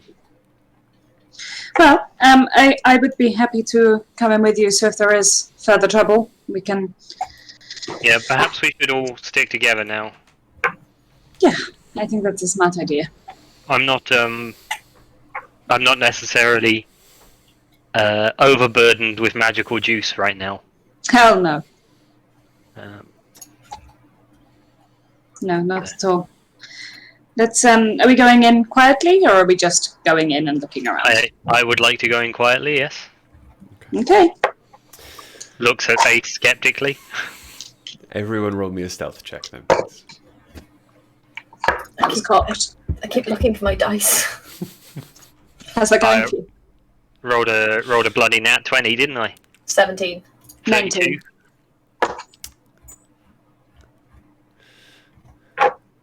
Muted. Yeah. You're muted, I think. Yeah, so I rolled a 15 on that. You're now You're real quiet. really quiet. Is your microphone miles away from your mouth now? That better? Yes. Oh, Yeah, that's much better. And what was yours, sorry, Ace? 15. 15. Okay. Pretty good. Pretty good. Not bad. As you all creep through the door then into what you believed previously, Quill, was the library, you see that most of the fires that came through the door and engulfed the nearest bookcases have now been put out. A lot of these books are gone, engulfed in flame. Like, I don't think a book has over 33 hit points and was probably just incinerated. A lot of the large bookcases have collapsed and fallen because they were broken in the fire. Cracks knuckles, starts prestidigitating everything. I don't think you can. We can make it look a lot better than this. Do one cubic I'm foot like- at a time. I'm like holding the pieces of bookshelf together so that Dice can mend them. These are like large freestanding bookshelves, like 15 shelves high, like 100 books long. Yeah, Mhm, I'll mhm. find the ladder. Yeah, they've Just- collapsed. You're gonna need a couple of strength checks to maybe hold them back up. Hey, Ace. Come over here. Needing some lifting. Yeah. Okay. Okay, Ace, Mhm. you are going to need help from someone. Oh, that Otherwise, heavy, eh? otherwise you are rolling with disadvantage. Not just because of the weight, but because of the size and shape. It is not just a strength. They are. If you were doing it on your own, Unwieldy. it's very unwieldy. I'll I'll help. help. I'm gonna I can need help. a hand. I'll help. Okay, Sorry's pretty strong. so you can roll a straight strength check. Cool. Strong. Ace doesn't roll straight anything. Great. So, I just rolled one. It was 18. I'm pretty impressed. Especially since I have +0. My I'm just remembering back to the guy who went, "You guys are gay." Yeah. Yeah. Yeah. I just gestured to my rainbow that was behind me, just like, yeah. Yeah, we all just went, yeah. Yeah. Oh, that was wonderful. Good moment. Good times. Don't burp at me. Go away. That was a dirty 20. Dirty 20. Yeah. Okay, so you managed to hold up the first bookshelf and hold it for long enough, because quite a substantial amount of one end has been burnt to a cinder and there's a big chunks missing. You managed to hold it for long enough for the mending spell to take hold. And once again, this shelf is standing. Takes maybe it's 1 foot per 6-second round for mending, Mel? Yep. Okay. And prestidigitation too. Takes a couple of minutes. The books cannot be mended. No, that's fine. As Dice moves on to doing the next, There are as two Dice and more. Ace move on to doing the next bookshelf, I'm gonna start like moving books around so that like it's not like one big patch that has no books on They it, look a but bit like more there's spread out. some books missing from everywhere, rather than like Okay. yeah. Hey, while I'm mending that, I'll just go, "Hey, Quill, you can say that the illithid stole the books." Well, Yeah. there are lots If of anyone books asks. on the floor. So you start, Yeah. picking those up and kind of shoving them in the space. Prestidigitating scorch marks away, and Ace, I'll start helping. Yes. Ace, can I have another strength check, please? Sure. you need to help Ace. I'm still helping Ace, but every now and again I will clean something. Yeah, that was Keep 22. it with one hand. No, 22, sorry. 22. Mhm. The second and final bookshelf that was, or bookcase, sorry, that was affected by the fireball spreading through the door, or being forced through the doorway, is, after a few minutes again, a bit of magical attention from, combined efforts of the entire team, it is standing, and there are an assortment of books shoved onto it haphazardly. Oh, haphazardly. Being artful. All of this noise that this has taken, because it has been quite noisy, so, well done on the spectacular stealth rolls, but as soon as you walked into this room, they became null and void. In all the minutes you've been doing this work, Yep. no sound from anywhere in the house. That's good news. Well, they're out. Is it though? Yeah, but we don't know if we were wondering if there's anyone in the wing. Well, if there was, we would have found out. Yeah, I feel like they would have noticed. Has anyone been keeping an eye on the time? No. What time is it? Being the person You're with the a one watch. who owns a watch. Right now, it is literally about an hour and a half since you left the hotel room. Because of the way D&D time works. Sorry, I've just realised that my real watch in real life has been on charge all day. Didn't plug the charger in. Oh no. That is a big oof. Been there, my friend. It's about half Okay, past 9 at night. 9:30 at night, so they could be finishing the opera soon. Can I see... Operas are like 4 Opera. hours long. What the? Yeah.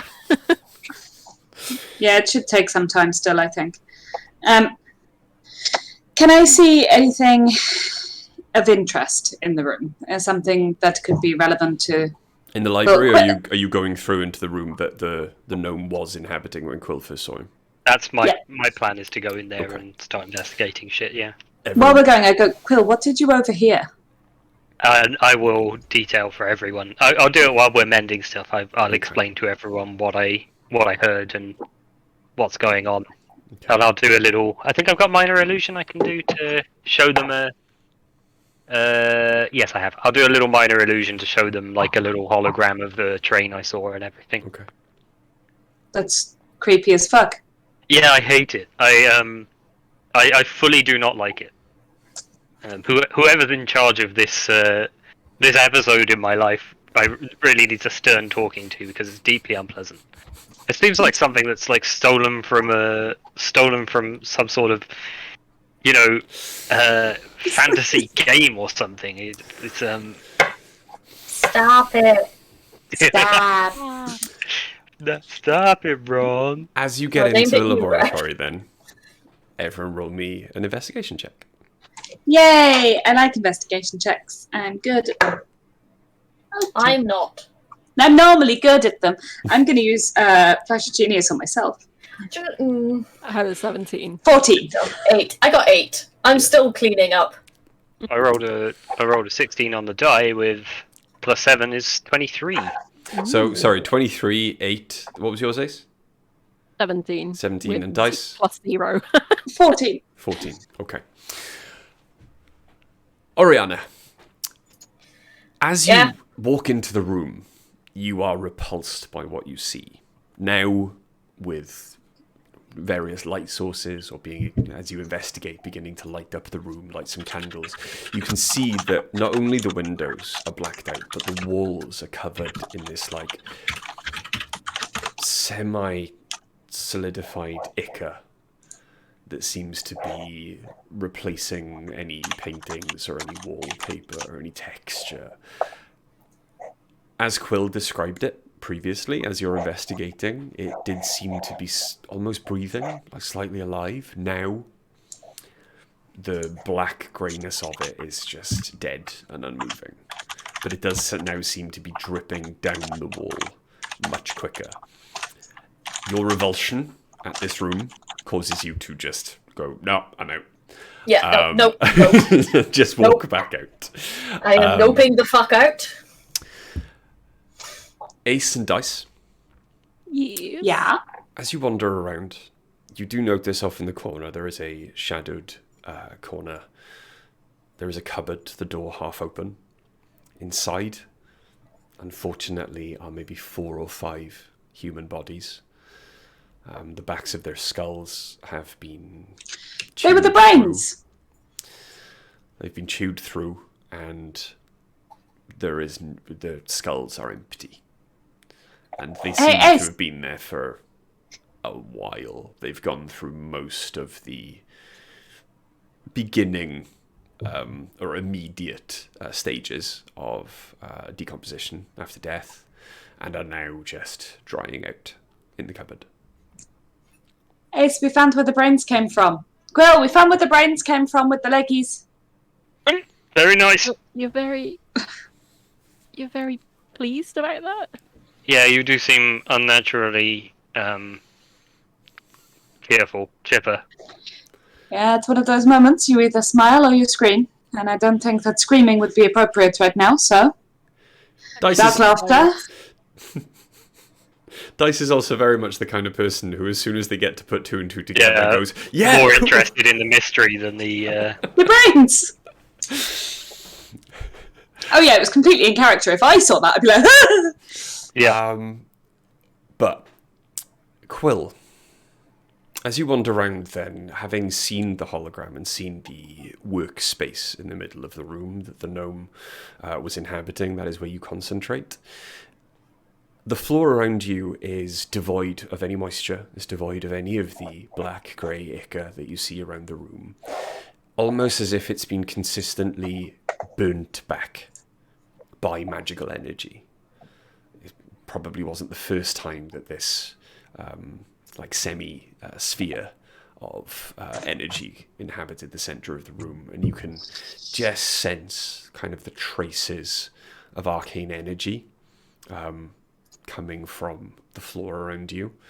Unfortunately, apart from papers and drawings, there is nothing else there. But as you investigate the papers and the drawings more, you do start to see you don't know really how to read them. You are quite well read, but these are very technical schematics on constructing a train, the magical parts that need to make it move, hover, speed up, slow down. But you also see that a lot of them are signed by your cousin. Mm-hmm.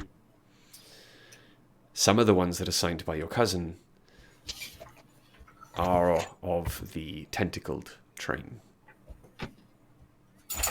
It appears that your cousin was quite involved in helping design them. Yeah. A lot of it is in either Gnomish, some in Common, or a language you don't really recognize. It seems to be lots of ticks, jagged lines, a very harsh language, but it is quite small and close together, and a lot of phrases seem to be oft repeated. You reckon with enough time you could probably decipher it, but you don't know what language it is. Hmm. Okay. Is there the way we came in? Is that the only way in and out of the room, or does it lead anywhere else? There is a doorway that is barricaded, and you can, as you're investigating and kind of wipe some of the ichor off the window, you can see that this does lead out into an ornamental garden just outside the house, but it is barricaded. Nothing has been through this way in a while. There is a healthy coating of dust on the barricade that was created. Are there other rooms in this wing of the house, or is it just this and the library? There are stairs in the kind of small personal museum part, and you can imagine you've been in quite a few large, palatial mansions. You can imagine that those stairs would lead further up to guest bedrooms. Yeah. Okay. I'll go up the stairs and see what's going on up there. Okay. Can I come too? Yes, please. Okay.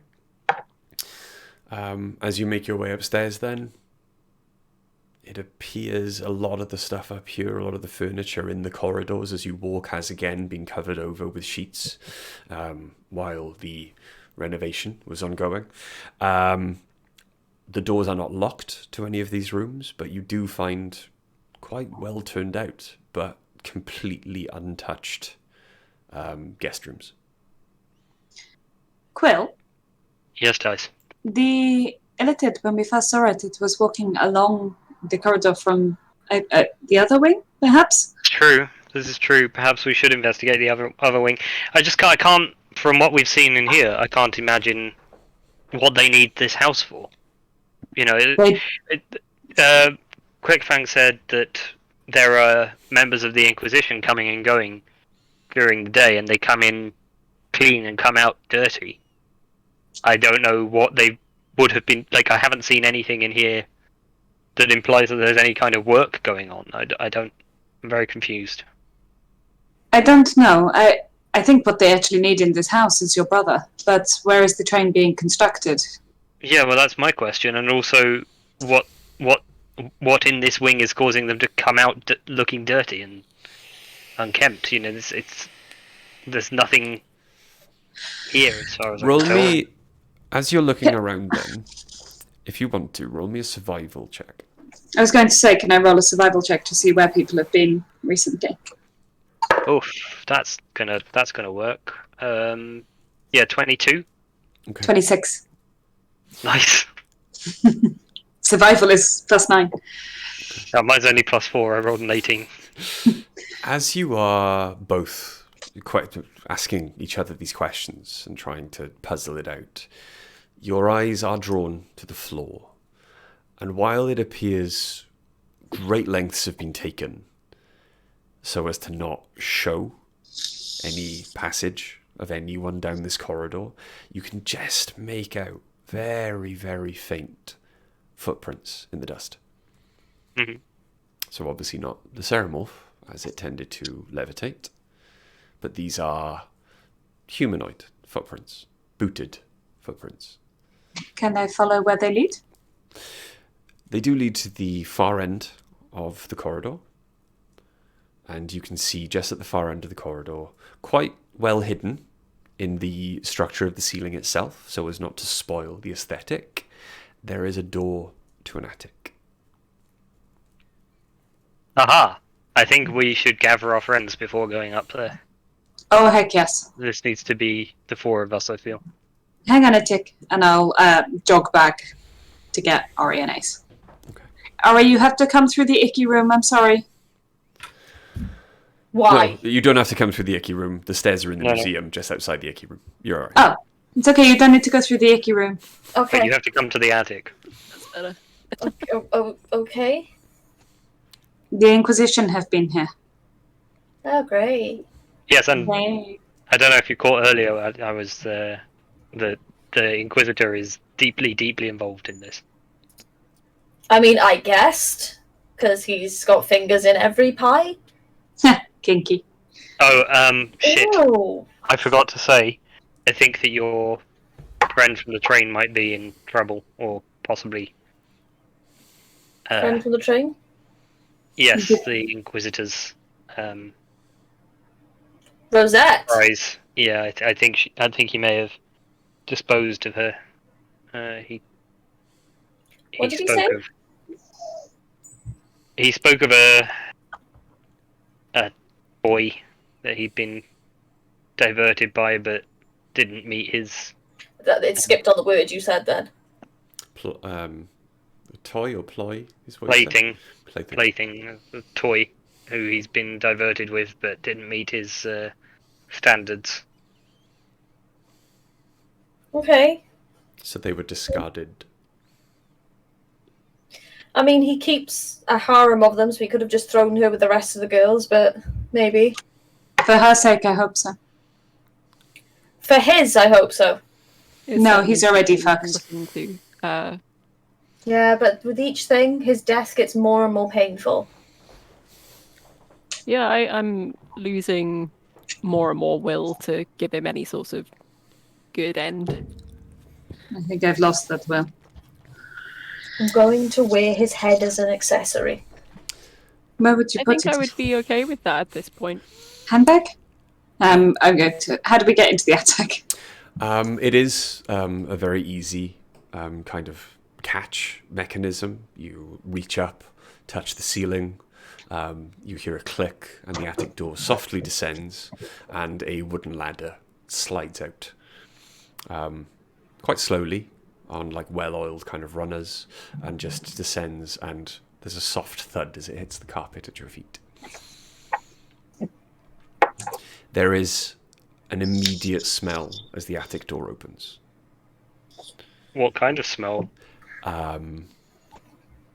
Not decay, but waste. It's a very similar smell to some of the worst slums that some of you have visited. There is the odour of unwashed bodies, the odour of waste. Aha. Well, I'm going up. I'll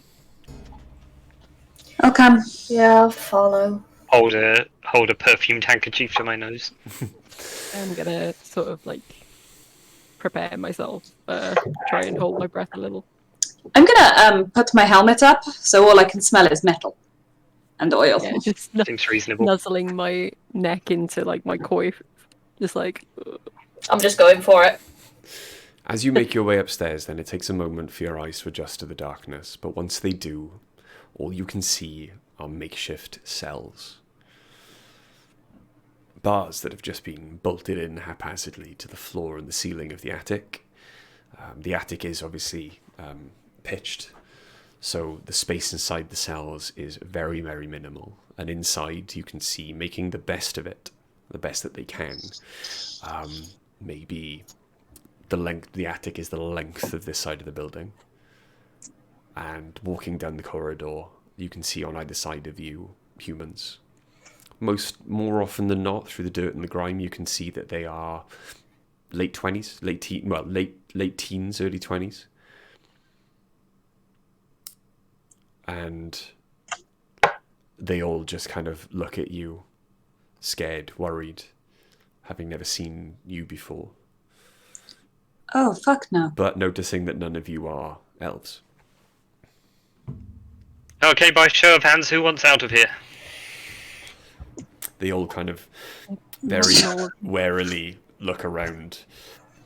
One of the younger girls does notice Dice putting their hand up, and regardless of how scared she is, kind of stifles a giggle at the absurdity of this situation. And then they all very slowly kind of raise their hand warily. Yeah, that's what we're doing. So we get these guys down back into the underground. I'm sure Claw can help with setting up something. Yeah, they need to get out. Yeah, This is I'm gonna horrifying. I presume the cells are locked. I'm going to start picking locks.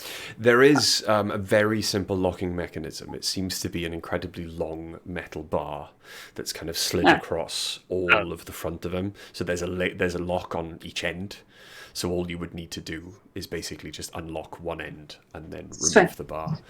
And all the cell doors start to kind of, as you do so. It's a very simple 18? lock. Yeah, it's a very simple lock. I wasn't going to make you. You could reliably do that.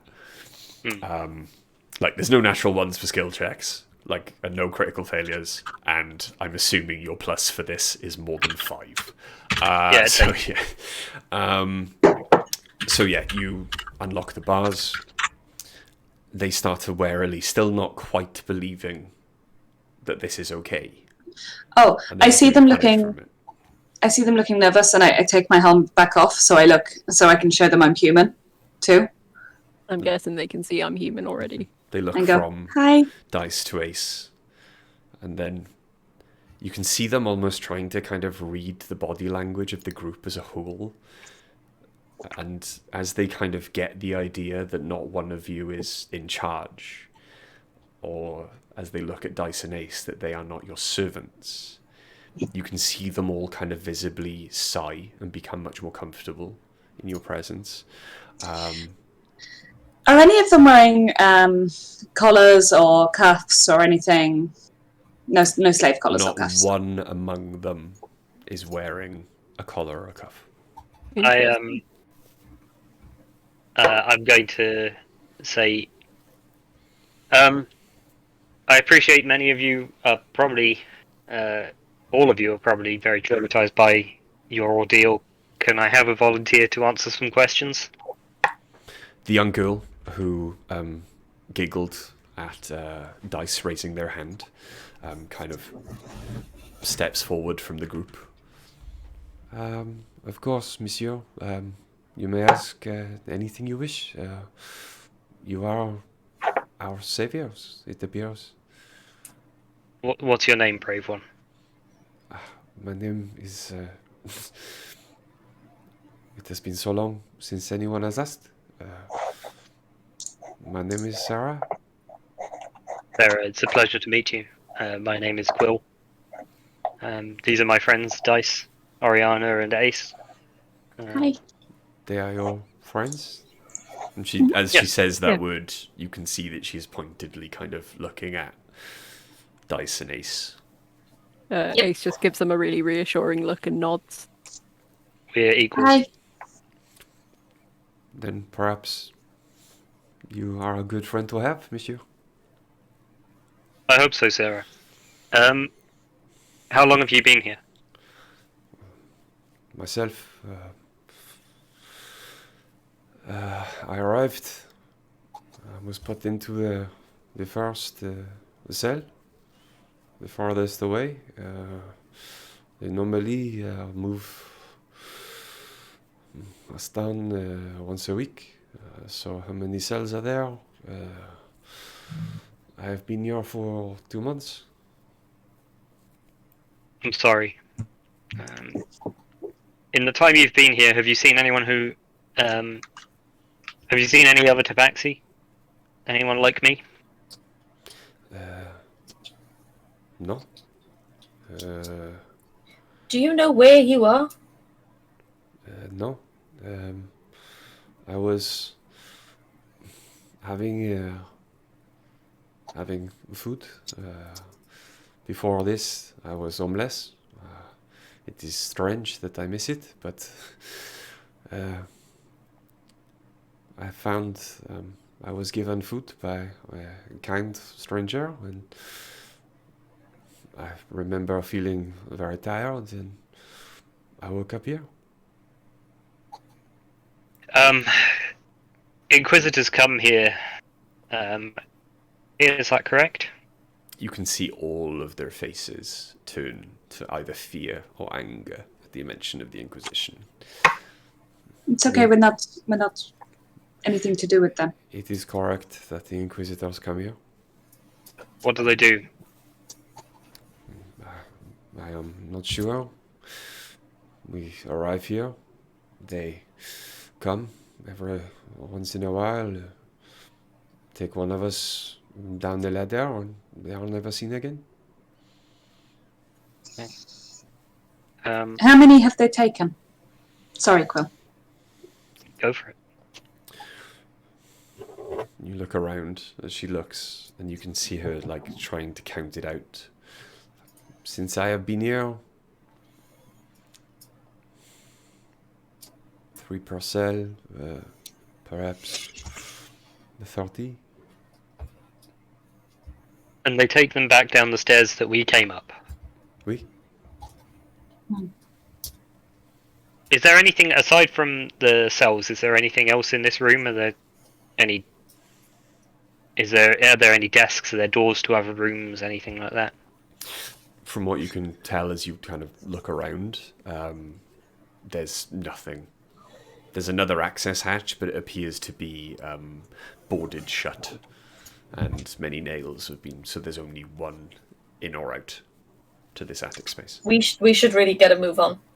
Yeah, we need Ask to more move. questions later. We can talk and walk. Let's get them down to the underground first, yeah? Mm-hmm. Yes, definitely.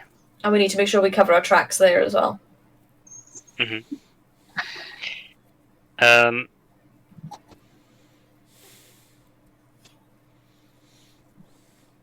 So you all make your way Start out. moving. Yep. Sarah, are you all in Are you all healthy enough to walk with us? Oui. If it means escaping here, I think they would crawl. Sure, but is anybody injured? Because we may be able to help. No. It appears that they only seek relatively healthy. Okay, let's go. Okay. That's As we're going, can I roll whatever to cover our tracks behind us and make it look as though no one passed through? Obviously, they're going to know people have been there, but I want to hide Where we as best our I can. entrance and exit. But ideally, as many of the footprints as possible as well, Have so they you- can't see how many people. Got prestidigitation. I'll cast it. I have it as well. No, I thought maybe you could do it as a survival thing, brushing the dust back over, hiding tracks, that sort of thing. There are currently a substantial amount of people walking through this corridor. Ori and I will take care of it. Yeah. You lead at the front, we'll be at the back. Okay, I'll lead. You lead them through. As you get to the museum, make your way through the library. As you start to make your way downstairs, Sarah does stop and looks down at the unfortunate human who is being controlled by the Illithid. He was nice to me. It is a pity. He was in one of the cells? Oui, he was. The cells were. How you say in Albion? Circular, rotating. When I was placed in a cell at the far end, I watched as the cells closest to the door, to the attic, were emptied, and we would all be then moved down one cell, and the cell behind us would be filled with a newcomer. When I first woke here, he was in the cell next to mine, and was... But he was taken before you would have been. He was taken last week. I'm sorry. My fate was due tomorrow. I'm very sorry. This must be hard for you to see. Quill? I'm going to... We need to move, but I'm going to quickly do a minor illusion to show her one of the faces of the 4 humans who were in the Storage cupboard. very bad room. I'm going to be very careful to only show the face and not show any of the damage. And say, was this person also in a cell with you? Those two were. Those two there were in the cell with him. Those two there were in the cell opposite. There was a 6th. You do remember there were 4 or 5 bodies. There were 5 bodies in that storage room. Oh, I thought there were 4, And sorry. you conjure the 5th. And he's like, oui. So those were the 6 that were taken last week. Right. Quill? I'm very sorry. Yes. I'm sorry. There is something I need to ask you when you get a second. Yeah, we need to do something about these bodies. They're all They're kind going of, to know. as they move down the stairs as well, they're all repulsed by the Gnome Ceremorph body that is just there. They're going to know we were here. They're going to know someone was here. I realize they're going to know someone was here. We don't need to leave them any more clues than are strictly necessary. What do you want to do with them? We could take them with us and burn them, but I'm not a massive fan of taking them with us. I don't want to drag dead not known. It's not heavy. Ugh. He's my brother. We're not putting bodies in the bag of holding again. No, that's fine. It's full of... I'll carry the gnome and one of the human though. Ace, can you help carry I can. some of the dead brains, and I'll gather 2 of the dead brains and hold them Ace? by the legs like sad chickens. I'm probably We need gonna Ace to carry take the- one. Yeah, we need Ace to carry the human. I carry 4 lots of brains like this, with little legs. And I'll take the gnome. And my face does this. I'm not touching any of it. That's okay. Some of the other humans, overhearing your conversation, do take up the slack and kind of carry everything else. Yeah. Thank you. Well, Sorry, there was a mess. When I get Quill alone for 2 seconds, mhm. I'm just going to go. I am genuinely worried that they are going to take out their anger on your cousin, not the dickhead one, the other one, and I'm worried she could be in quite Yes. serious danger. As am I. We are going to get her out of here. Okay, and I carry on carrying my dead chicken brains. I was also picturing them as chickens. Yeah, just their legs, holding them by the legs like this. Ugh. Do we know what opera house they went to? And what time the opera was due to end? You don't, but you could probably make some inquiries as to what opera is playing that evening.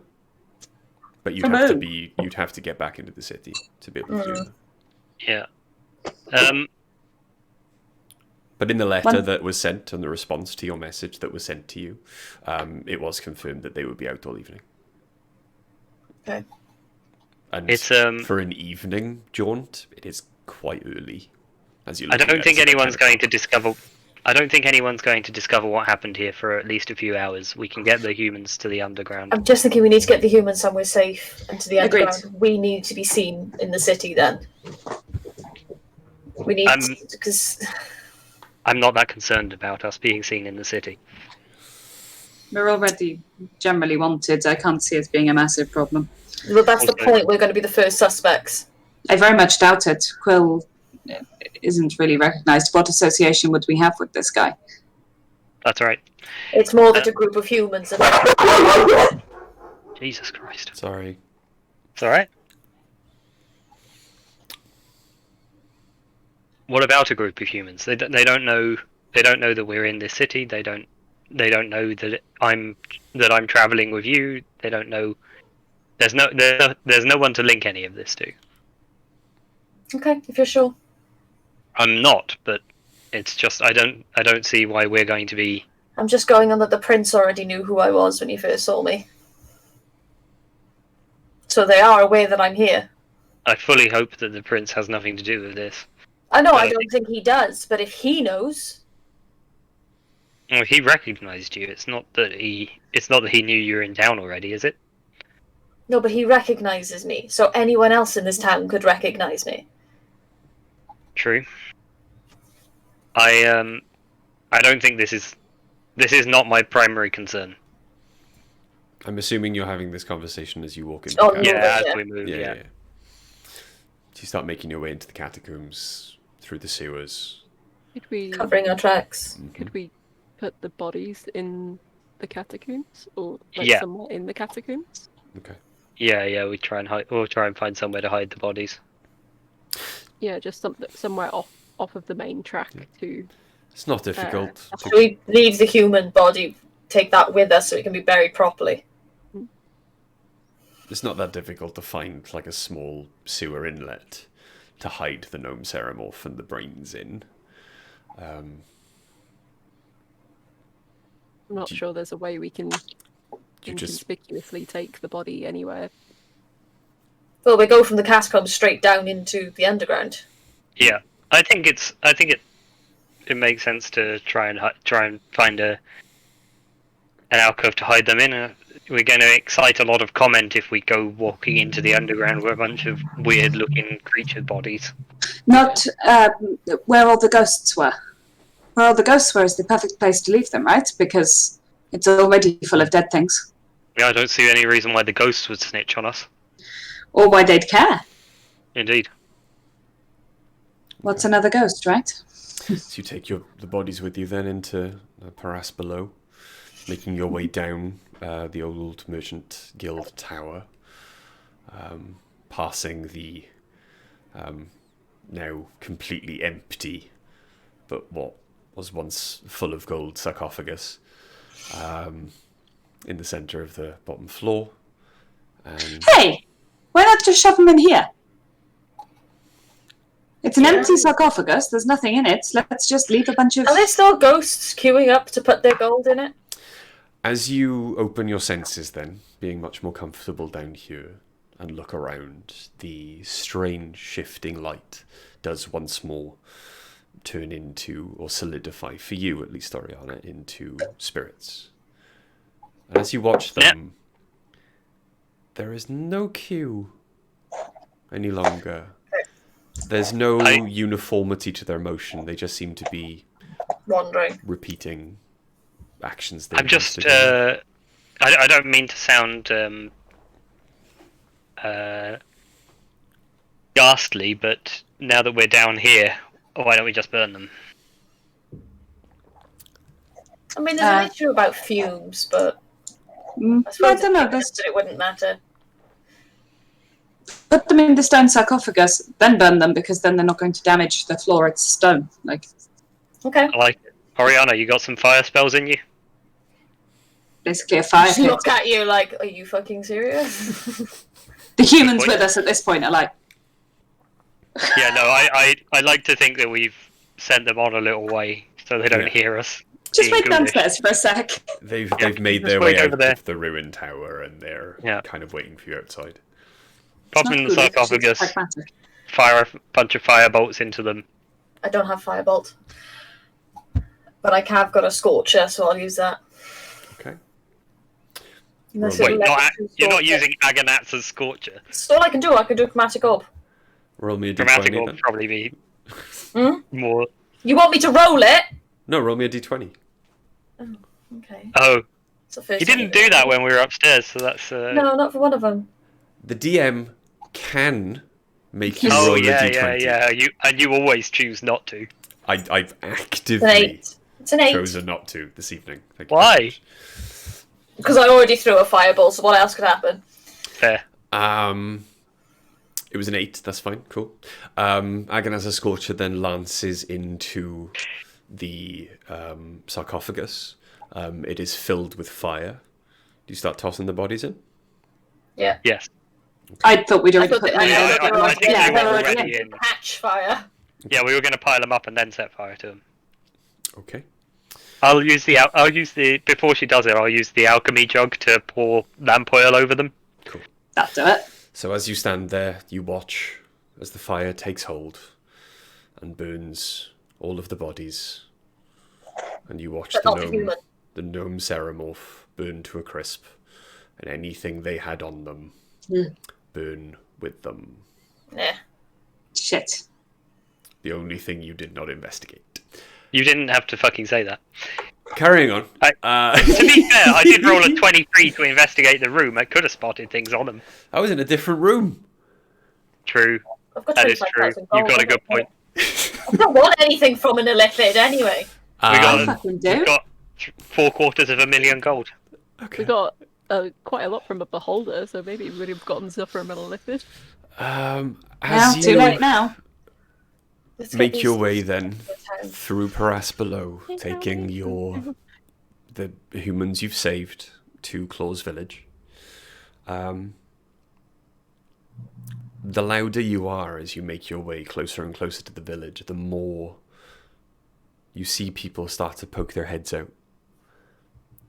And as one, you see doors around you on all sides begin to open, and the people from the inside do not come out with anger or weapons drawn.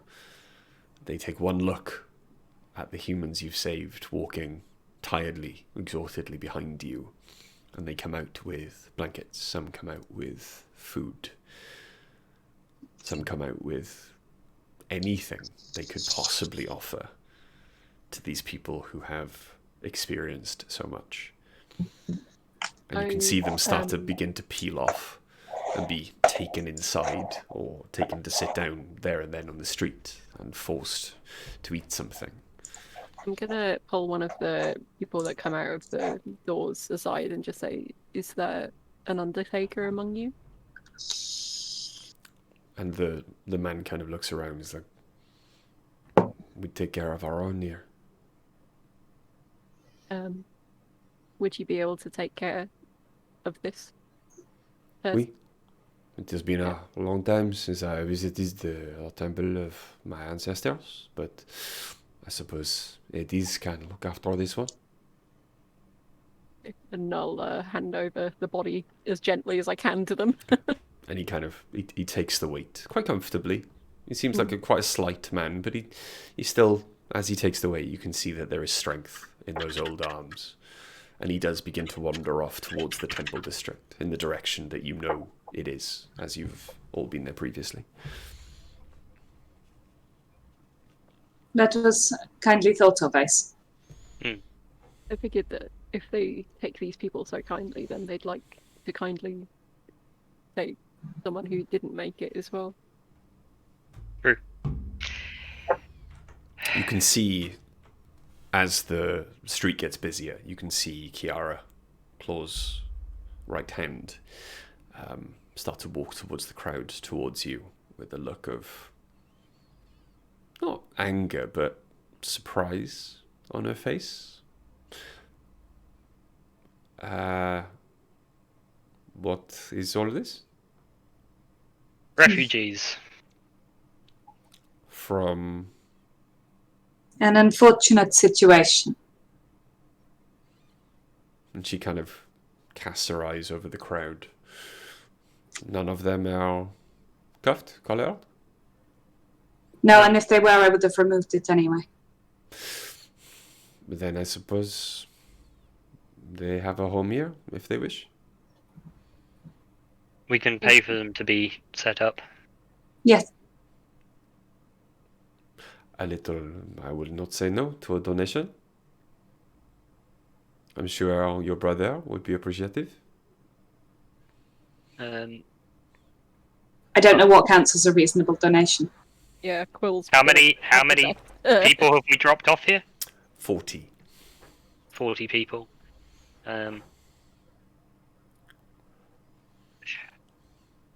They will be found occupation. I'll give 200 gold. That is very generous. Take good care of them. They've been through hell.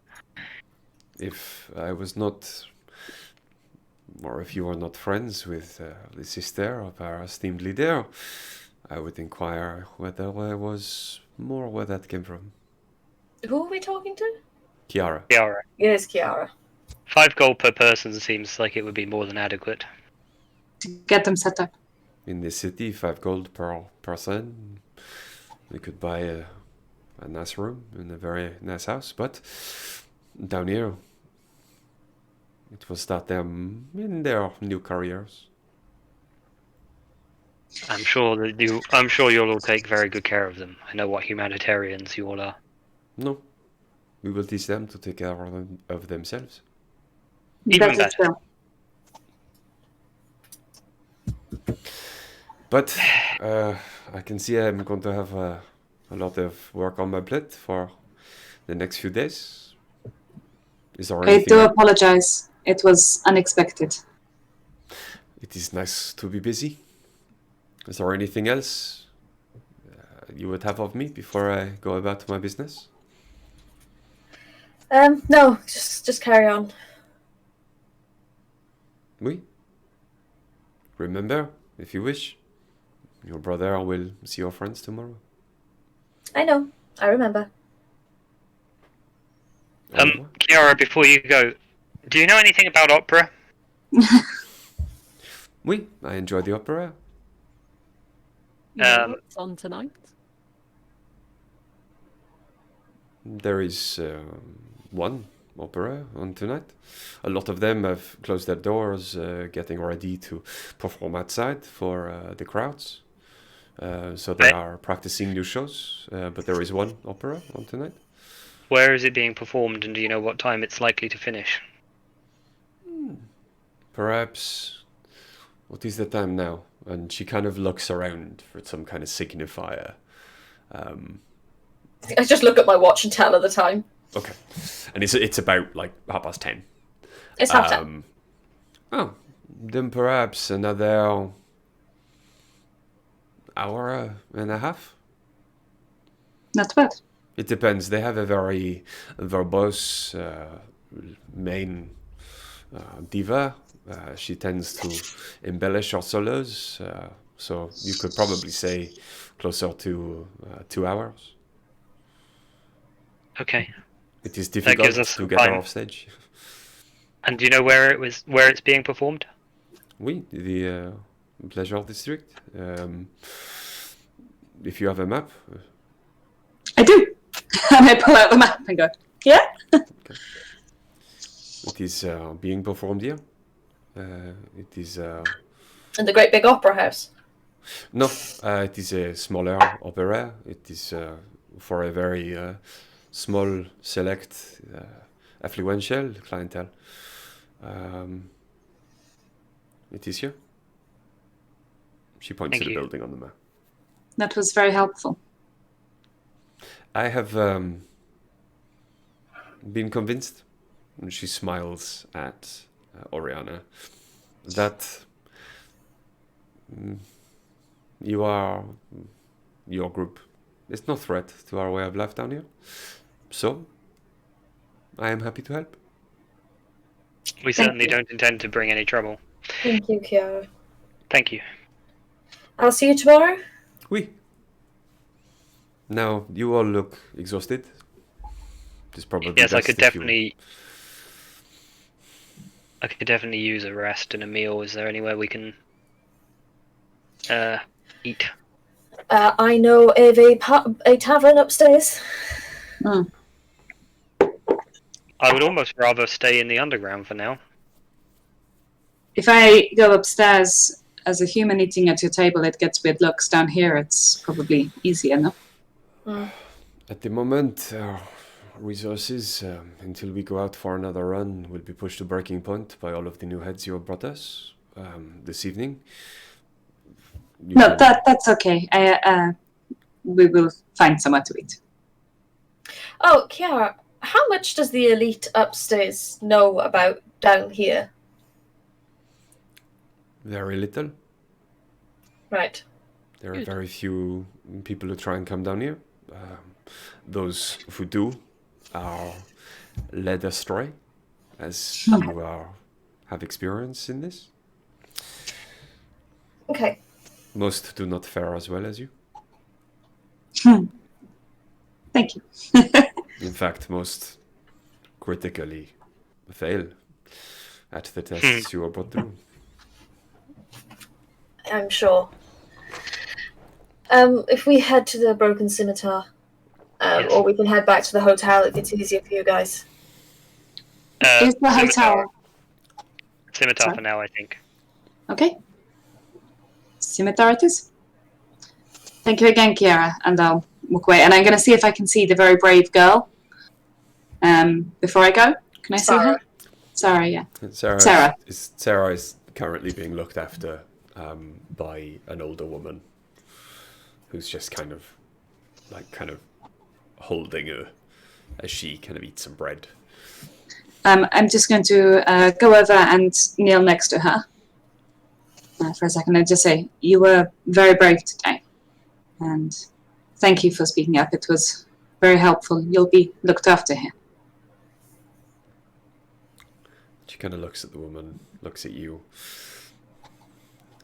I get the impression I cannot come with you.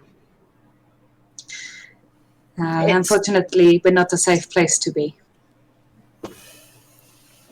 Then, this is actually much nicer than the hovels I've slept in before, and the cage you so recently freed me from. I thank you. We will see you again. I hope so. And then I'm just gonna wave and walk away. Okay. You make your way out of the village then. Lots of pats on the back by many of the people you saved. Lots of handshakes as you go. And lots of people pledging you their lives or their service if you ever need anything. Until eventually you make your way back to the bottom of the stairs, the long winding staircase that leads its way up to the Broken Scimitar, where you find a party in full swing. It appears as soon as the sun goes down, everyone gets a drink in them, and this place is just the liveliest of the lot. There are about 6 bards having like a dueling jam session on the stage. It seems like they've got more barmaids on tonight. It is fuller than any other time you've been in there. You can see that every booth is full. There are maybe about 30 people inside standing as well, watching the show as all of the tables are full. The bar itself is about 3 deep. There's a lot more bar staff behind there now, none of whom give you a second glance for walking out from behind the bar. That you do get a couple of curious stares from like the patrons, but they ignore you when they realise that them staring at you, they missed their turn, and they can keep shouting at the barman that it was their turn next. So you are quickly forgotten as you make your way into the crowd. Any sign of our princely friend? Roll me a perception check, please.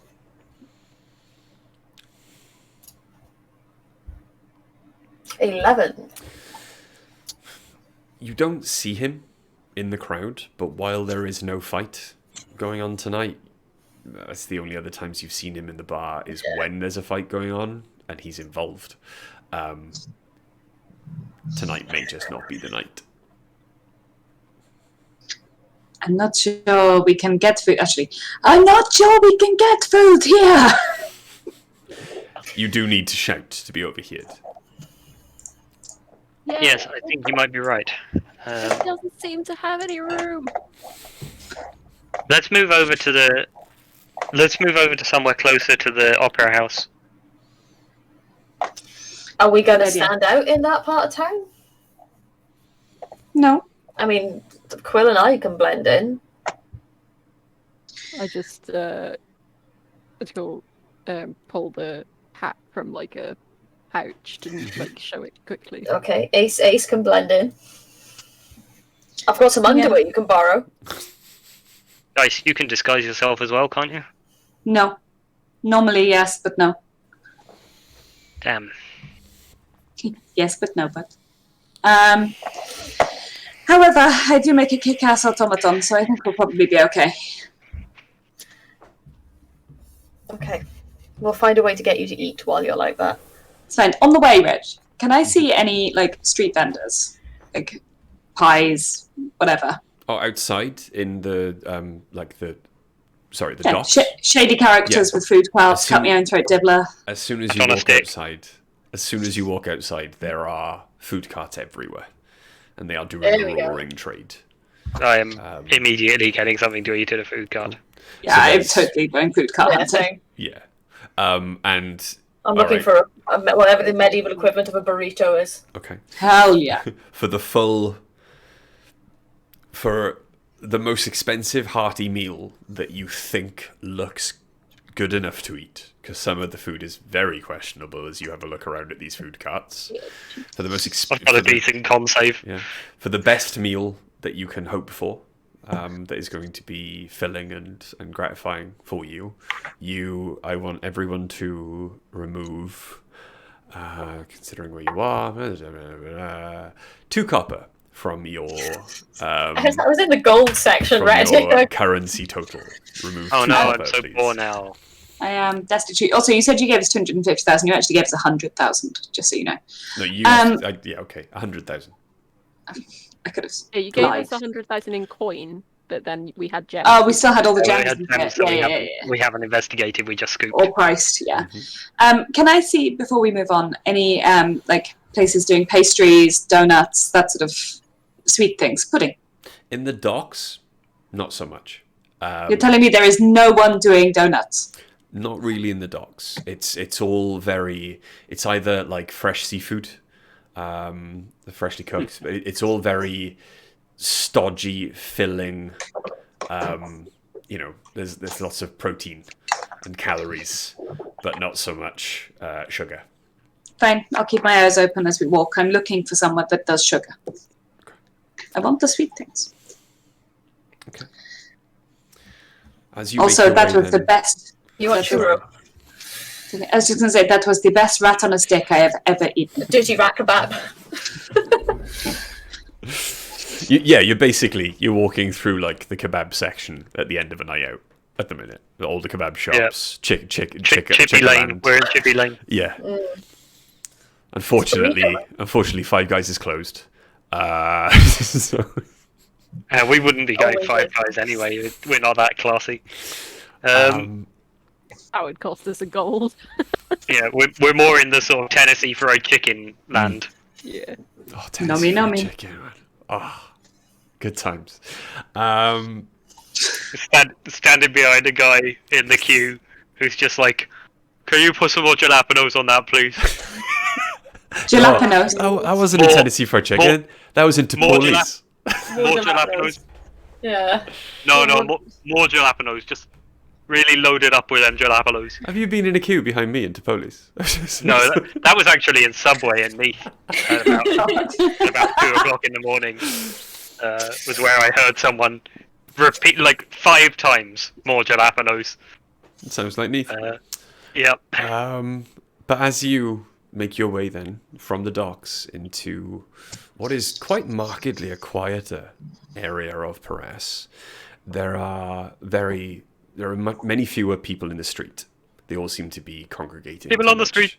Louder, much more fun enterprises. What you see is very slowly moving horse-drawn carriages. People who are wandering up and down the street do so, and you can see they are guarded. They are wearing incredibly well-tailored clothing.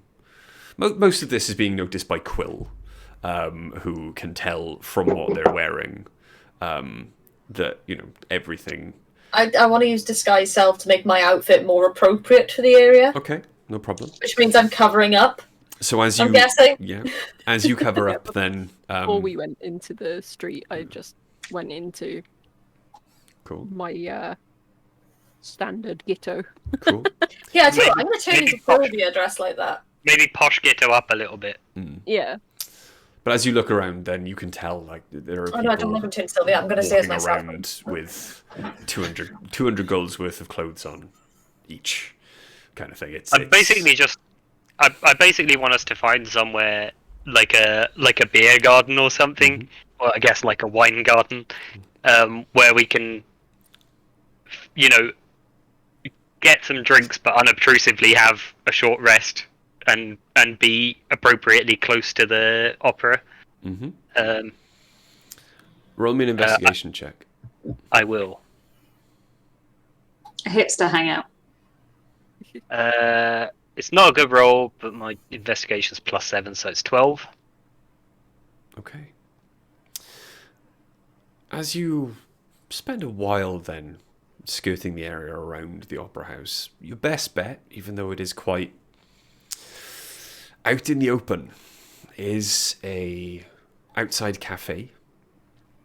All of the tables and chairs are directly across the street, but it's about like 100 feet away. Like, this is a wide boulevard. That's perfect. But it's directly across the street from the entrance to this very small, select opera house. Apologies, I need to take a very quick bio break. I'll be right back. Okay. It's okay. As you are sitting outside the opera house, you stare across the way. There are, for such a small venue, there are a surprising amount of incredibly well-armoured elven guard. But these are not the guards you are used to seeing. This armour is much brighter, but at the same time, much more utilitarian. Like, you've seen the guards, and you've seen, like, them walking around for show, and as an armourer, ace and dice. Most of it is very much for show and not quite functional. Like, a lot of the armour you see the guard wearing is to look imposing, but you know that if they got into a fight, it would be useless. These ones, as you look across, while the armour looks more impressive visually, it is much brighter, there is a much better shine to it. It also looks much more functional, like it was built for the battlefield. It was built for movement, and built for dexterity, and built for war. And they are standing stock still. Maybe 20 very well-dressed, very well-armoured elven guards guarding the entrance into the opera house. Do they look like personal guard or like city guard? Like they belong to the people perhaps who are visiting, or like they are... Roll me a perception check. Yeah, sure. Hang on, I have to find my perception. Okay. Okay, that's not bad. 21. 21. Yeah. Okay. As you stare forward, you just make out the insignia on their armour. As the brightness, the shine off their armour, kind of, you get used to it. And it is, now that you come to think of it, something you've seen everywhere. And as you look at some of the coins in your pocket, some of the change you've been given while being in the city, it is the same crest. The royal family are visiting the opera. These are Imperial Guard. Interesting. Oh, yeah, I was going to say I'll tell everyone. As you sit around then... Sorry. Sweet. Cool. No, you go ahead, please. Just to catch you up, as you found yourself in this cafe surveying the front of the surveying the front of the opera house, there are 20 incredibly well armored royal guard, and as has probably been explained to you by Dice and Ace as armorers and smiths. This is the most functional armor you've seen on guards. These guys look like they're kitted for war. Right. They mean business. Dice has Business. confirmed that they are Imperial Guard. Right. As you are then sitting around, chatting, as it's taken you so long to actually find it, you see the front doors of the Opera House open. And Right. all of the guards move incredibly quickly. How long have we been here? It was 2 hours to go until the end of the opera before we... By the time we've check out. walked from the broken scimitar. And It's got been a food. while. The Pleasure District is quite far away from the docks. It's been a while walking through town. We wanted time for a short rest, that's all. Yeah, that's what I'm asking. Have You we will, had you time to will, take- yes, you've absolutely had time to do a short rest. I'm sorry. Oh, Yeah. good.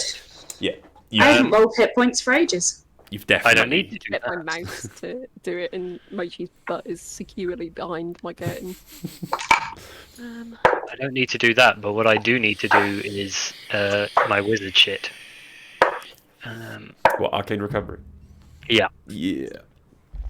I do like Arcane Recovery. It's a good little It's very, short very rest good. function. Yes, it's very, very good.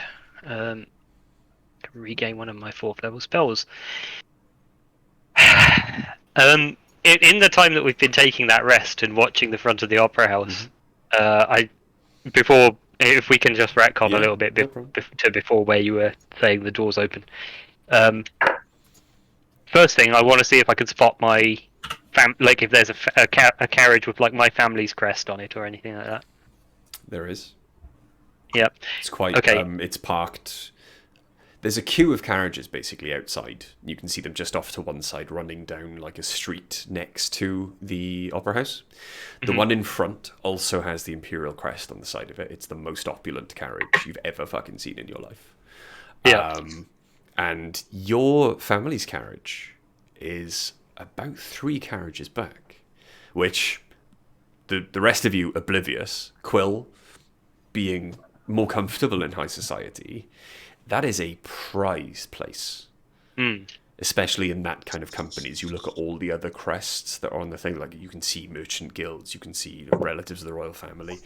Your family's crest, your family's carriage is in a prize place, quite near the Imperial carriage at the front.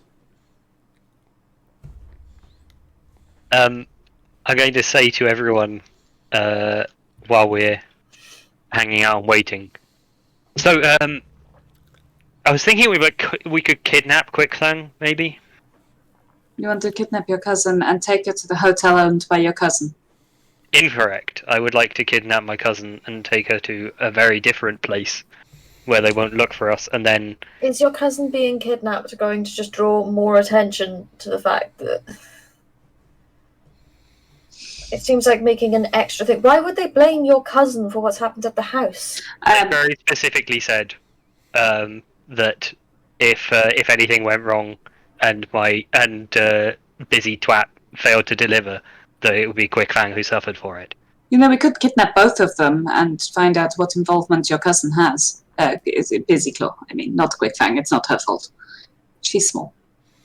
I like it. I do like it. Kidnap both of them. We wait in the carriage, perhaps, and Yeah, or we just take, when the carriage is underway, we just hijack it. Hijack the carriage. I like hijack the carriage. so perhaps we should, rather than being here, we should go somewhere that would be the route home, somewhere quiet, secluded. Yes, I like it. I like it. Kidnap both of them, because honestly, Busy Claw might be a twat, but maybe he doesn't know fully what he's involved in. I think he knows. The schematics had his paw marks all over them. I'm trying to be nice, I guess. I'd like to absolve him of responsibility, and it's very possible that he's acting under duress here. I think that he's acting under duress, but at the same time, the train of its nature is evil. It's not like this is a neutral device that is going to be used for evil ends. The train, like by itself, is a diabolical contraption, and he's involved in its manufacture. Is there any way we can get close enough that when they'd be coming out of the theatre, they'd be able to see me? Probably. I would think so. I mean, I was asking, Bri. Sorry. Yeah. Save you literally standing outside the theatre as they leave, or standing up and like waving and drawing attention. You could probably just stand there and wait, I suppose. See you as Oriana or you as Sylvia? As Oriana, but dressed for the area, but as Oriana. I'm just seeing if I could get your cousin's attention and maybe ask for a ride home. Will you not think it's really weird that he told you he was going to the opera and then here you are? You're going to come across as a bit of a stalker. I decided to check out the pleasure area while I'm in town. I had nothing else to do tonight. I didn't know the theatre was in this area. You know, the other option is, and this is going to sound really hilarious on the basis of what we've just done and all the travelling we've done. Gets me in the carriage. Why don't we just get to the house and wait for them there where they're definitely going to go? Because that doesn't look hella suspicious with the inside of the house. I don't want them getting anywhere near the house. Okay, so, well, Ori, you could do that. We could still go and wait somewhere quiet and hijack it. Having you on the inside may well help. I'm just saying it could help. Yes. Yeah, I certainly. Maybe you can distract. Maybe you can distract Busy while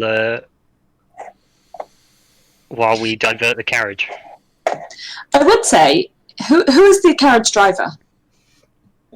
As you look at the carriages, all the carriage drivers seem to be standing next to them. Apart from the Imperial carriage, you cannot see a driver. You would just assume that one of the guards takes up that position. If there weren't so many... They seem to be standing on top of the carriage, kind of surveying the area from a slightly higher vantage point. If there weren't so many Imperial Guard, I would say we get rid of the carriage driver and we just put one of us as the driver, then Ori on the inside, and then to pick up perhaps me and Ace elsewhere, but... There is a human driver standing next to Quill's family's carriage.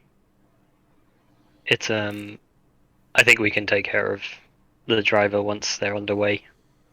Bribery works wonders, right? Alright. Ori, are you happy to put yourself in that situation? I was going to put myself in a similar situation anyway.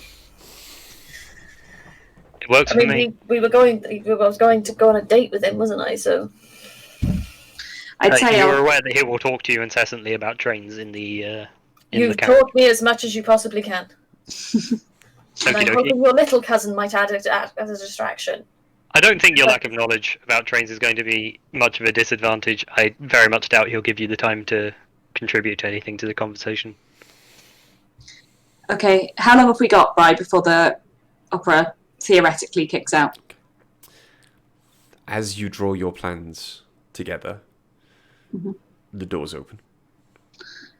All of the Imperial Guard immediately kick into action and start to converge on the door, and start to line the doorway.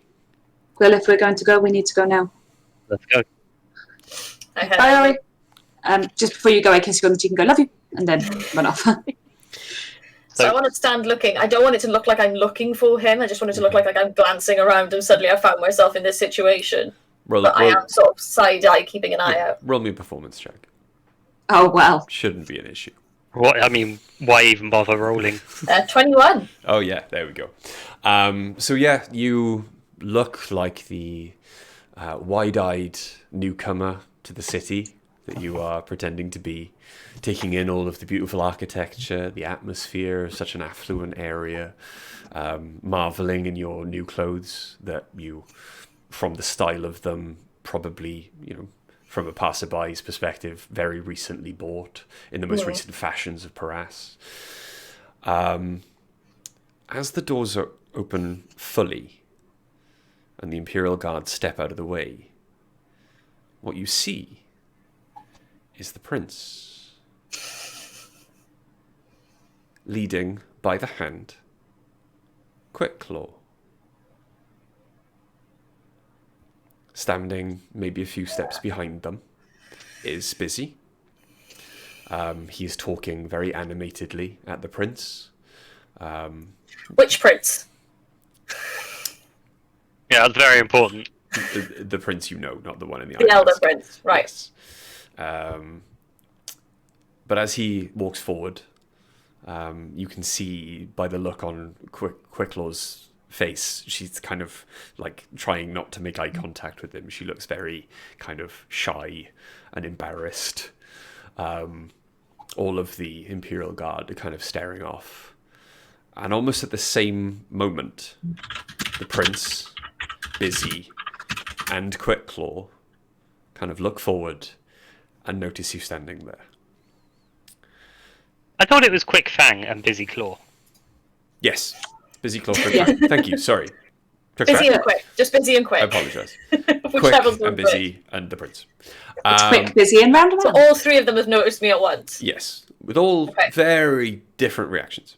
Yeah, well, I'm supposed to not know the prince, so I sort of I sort of glance and bow as if I'm, that's the prince. Mm-hmm.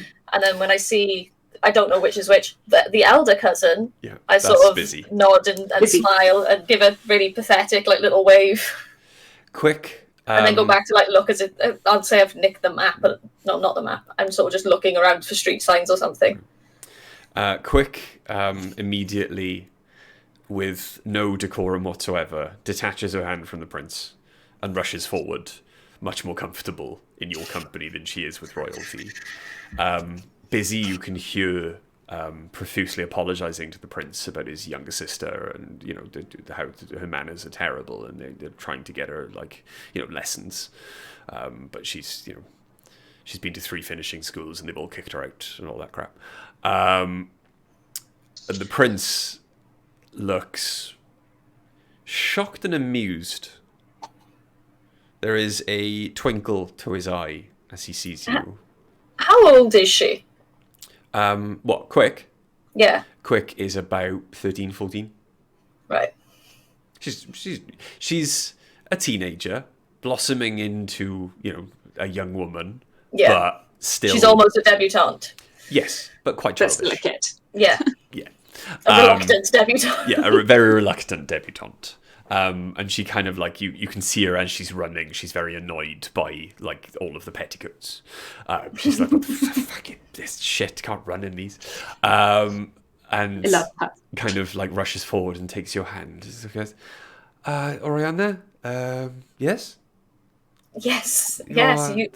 I sort of pull her in and put my arm around her. You are my cousin's friend? Yes. It is a pleasure to see you again. It's a pleasure to see you again, but I'm pretty sure it's not well-mannered to run away from a prince. Well, I did not know what to say to him all night. I had to sit next to him for 4 hours. It was arranged by my brother. I was looking for an excuse to get away, and you gave me one. Thank you. I'm gonna start walking her back towards them. Okay. The prince, the glint remains in his eye, but his smile has kind of not soured, but turned into there's a more kind of calm look to his face. He's hiding his emotions quite well. Bonjour, mademoiselle. I like courtesy and proper anything that Okay. Your Highness. Don't make eye contact. It's please, you are a friend of my companion for this evening? Yes, I'm an acquaintance with a cousin of hers. We met briefly the other day. And it appears I've made quite the impression on the young lady.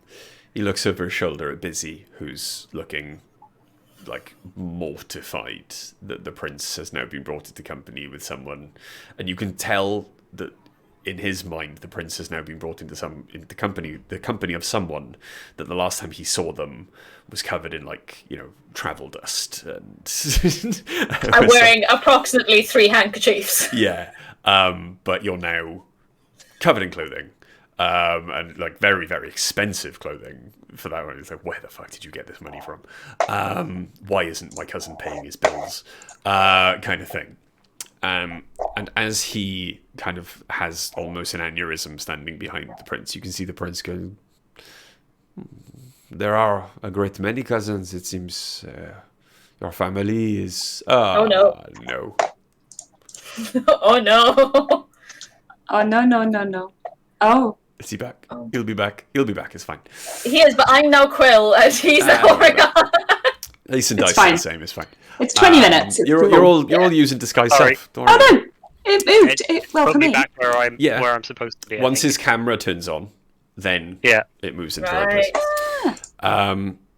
Cool. But it would appear you have cousins all over the place. They know the most interesting people, it seems. It is a pleasure, Lady... Deverak. It's Oriana Deverak. It is a pleasure, not the name I'm familiar with. Deverak, I will need to go back and check the heraldry. You might not find anything. Then perhaps... If you do, let me know. Then perhaps with a woman as stunning as yourself, perhaps we need to find a title that needs filling. That's very sweet of you to say, Your Highness. It might be nice to have some different perspective around court. But while it has been... Sorry. I was just going to say, I don't think I'm to everyone's taste. Neither am I. I forgot that we actually know each other already. But please, I do not want to take up any more of this fine young woman's time with my boring conversation. I know very little about opera. I hope I did not embarrass myself. And before Quickfang can respond, Busy just jumps in. No, of course you did not, Your Highness. You could never embarrass yourself. Only it was we who did not know that this opera was originally from Gracia and not Shalem. It is. Gracia? What was it about? It was about the seduction of the mother of Heracles. Oh, an interesting story. You know it? Somewhat, yes. Then Hadn't realised it had been made into an opera. it's very loud, very boring, quite inappropriate in some parts. This Zeus character, perhaps they embellished, but Probably not. I would very much like to talk more about the history of Gracia, if you would perhaps spare some time to visit the palace. Or perhaps yes, somewhere would be... more comfortable for you. Yes, I'd love that. That would be wonderful. Just, of course, do not suggest somewhere like the docks. No, of course not. Cannot be seen or be allowed to go there. Why would you? Of course. There's some lovely restaurants around the area. I've been out for a walk this evening. I'm going to sort of glance at Busy and sort of go, I found myself rather free this evening. So I went for a walk. Okay. Do you want me to roll the perception? No. The prince, as you state this, catches your glance at Busy and raises an eyebrow.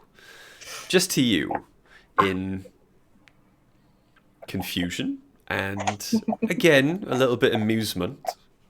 Like, what are you playing at? What's the game here? But smiles and nods. Well, I do not want to seem too big-headed, but I'm sure You know where to find me. I'm sure I do. Most people in Paris do. What's the name of the hotel we're staying in again? The Horizon. The Horizon. I stay. If I'm staying at the Horizon, so you know where to find me. One of the finest hotels Paris has to offer, and just so happens, quite a lucrative business venture for my new friend here. Yeah, it's been absolutely wonderful. Mm. I couldn't sing higher praise for the establishment. I have had an incredibly wonderful evening chatting to Busy as well about the wonders of modern mechanics and trains. You don't need to roll an insight check to almost know that he's fed up. He doesn't roll his eyes, but you can feel it in your bones how slowly and how big the eye roll is. Like it touches you, and as he just. But he, like I said, should not take up any more of my time. My guards are having kittens. So please, I'm sure. spend the rest of the evening with your friend. Busy, I'm sure your sister, regardless of whether she finishing school, will be a very welcome guest at court anytime you wish, especially if she is herself. For I fear, Quickfang, there is a very mischievous, rebellious young woman in there waiting to spread her wings and show herself to the world, oui? And Quick, for the first time since you've seen her in the prince's company, has a genuine smile at him and stares and looks at him properly for the first time, almost defiantly, yeah, there is. Yeah, all right, yeah, cool, careful what you wish for, mate. Yeah, let's go. I'm just gonna pat her on the shoulder like it's okay. But the prince smiles, and as he turns his attention away, kisses Quickfang's hand, kisses your hand, and looks up and winks at you. Good evening, Your Highness. Good evening, madame. Busy? I will speak to you. I believe we have an appointment in a week. I will wait with bated breath. More news of your ideas for renovating the National Train Service. And steps onto his carriage as quickly as possible. The door is closed behind him. The carriage moves off, and you are left on the street with a very happy Quickfang and a very confused Busyclaw. I'm gonna turn to Quickfang and go, I think you should apologize to your... So is it her brother? Yeah. I think you should apologize to your brother for running off. I sort of wink at her, I don't mean it entirely seriously, but maybe you should. I will make it up to him, do not worry. Come, if you are not doing anything for the evening, we will have a small meal in the house. Come with us, please. It's midnight. If your brother doesn't mind, of course. No, of course. Suppose it would be adequate to have you come back to the house. And then thank you. It is pity. I'm trying to be sweet and smiling and just as innocent as possible. I've just met the prince. I'm fucking flustered. It is going to be a late one anyway. After an evening like that, she is always very excited, and it is a long time before she will actually go to bed. So let us. Our carriage is over here, and he gestures to the carriage and asks you to go first. Yeah. I get in the carriage. Cool. Where are the rest of you? Well, I don't know. Start watching across the street with popcorn, just sort of hanging around watching the crowd. I think we were going to try and get ahead of where the... Jesus Christ. I think we were going to try and get ahead of where the carriage was going. Okay. So I think it makes sense for us to, try and find, an alley that we can stage our hijacking from. Okay. Yeah. Roll me a group investigation check. I want to see how many successes the three of you get. Group investigation check. How many are we rolling, sorry? Just one. One each. 24. Oh, I got a nat 20, so 25. It's the best I got. Sorry, was trying to unmute there. I got a 18 on that. Nice. Okay, so 3 successes. As you all very quickly take in the scene that's about to transpire, confident then that Oriana can delay them for as long as possible to allow you to get into position, you rush forward.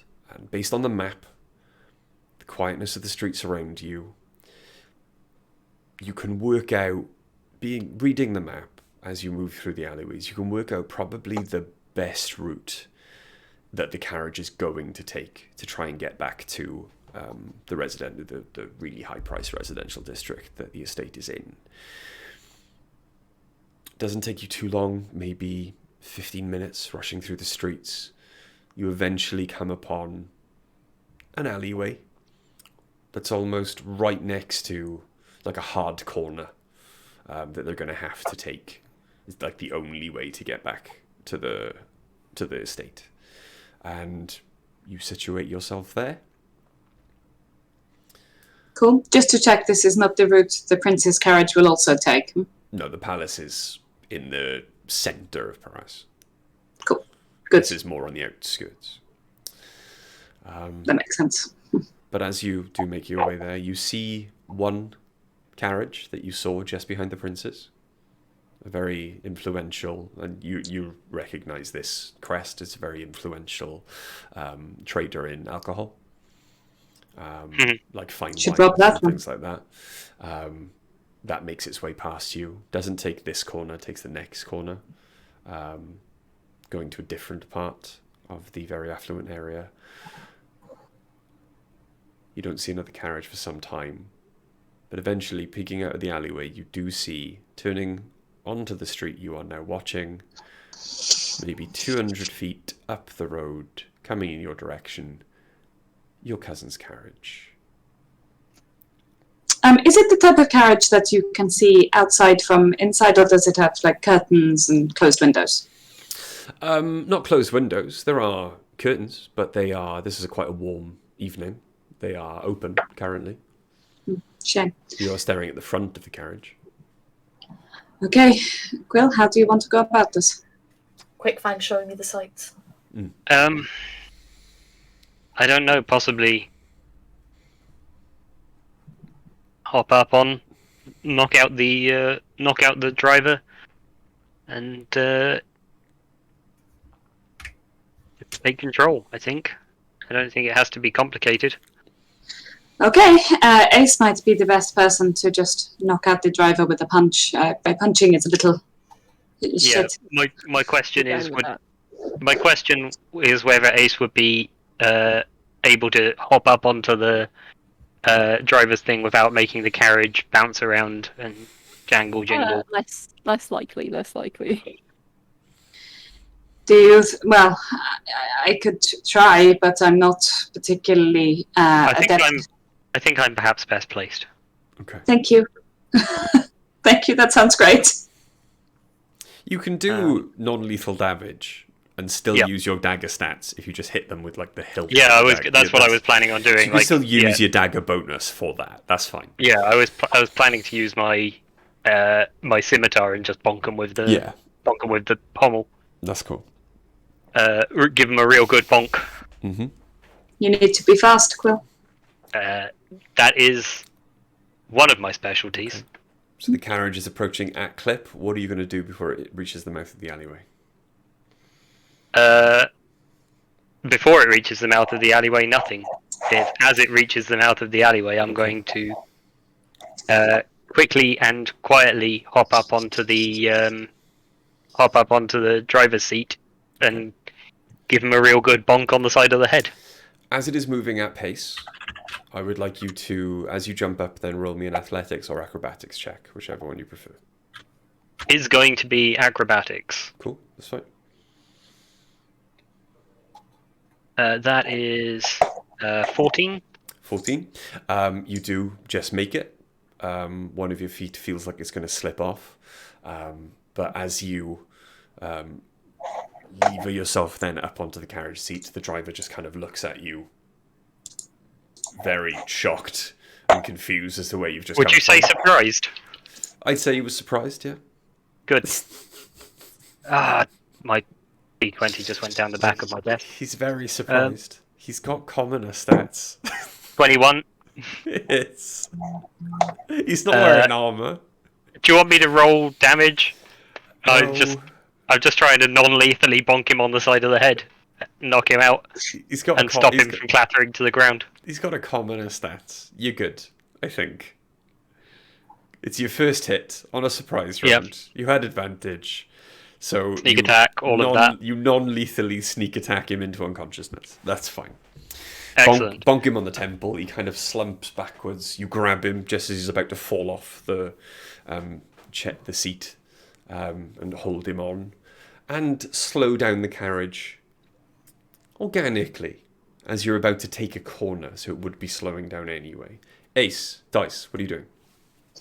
I'm going to, as the carriage slows down to take the corner, I'm going to attempt to jump up next to Quill.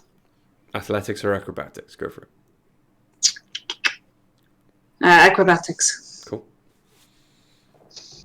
Don't fuck me now. We're having such a good time. I'm going to use Flash of Genius again, so that's 18. Excellent. Yep, you jump up next to Quill, managing to maneuver yourself around so you're kind of holding the unconscious carriage driver between you, so he's not going to fall off. Ace. Going to use athletics to also try and get off now, since we're not doing super stealth. There's no space at the back. There is, however, a luggage shelf on the... there's no space on the front, but there's a luggage shelf on the back and a kind of runner going around the top of it. You could probably just jump onto the back of it and hold on. Yeah, I'm happy with that. I'm very happy that I've got a really big Athletics plus on score. this, Yeah. because I rolled a 3, so that's 16. 16. You do a much easier job jumping just onto the luggage shelf on the back. You manage to hold on. All of these jumping on, though, as opposed to Quill, who did it completely silently, the other two didn't get above 20. So there is a bang.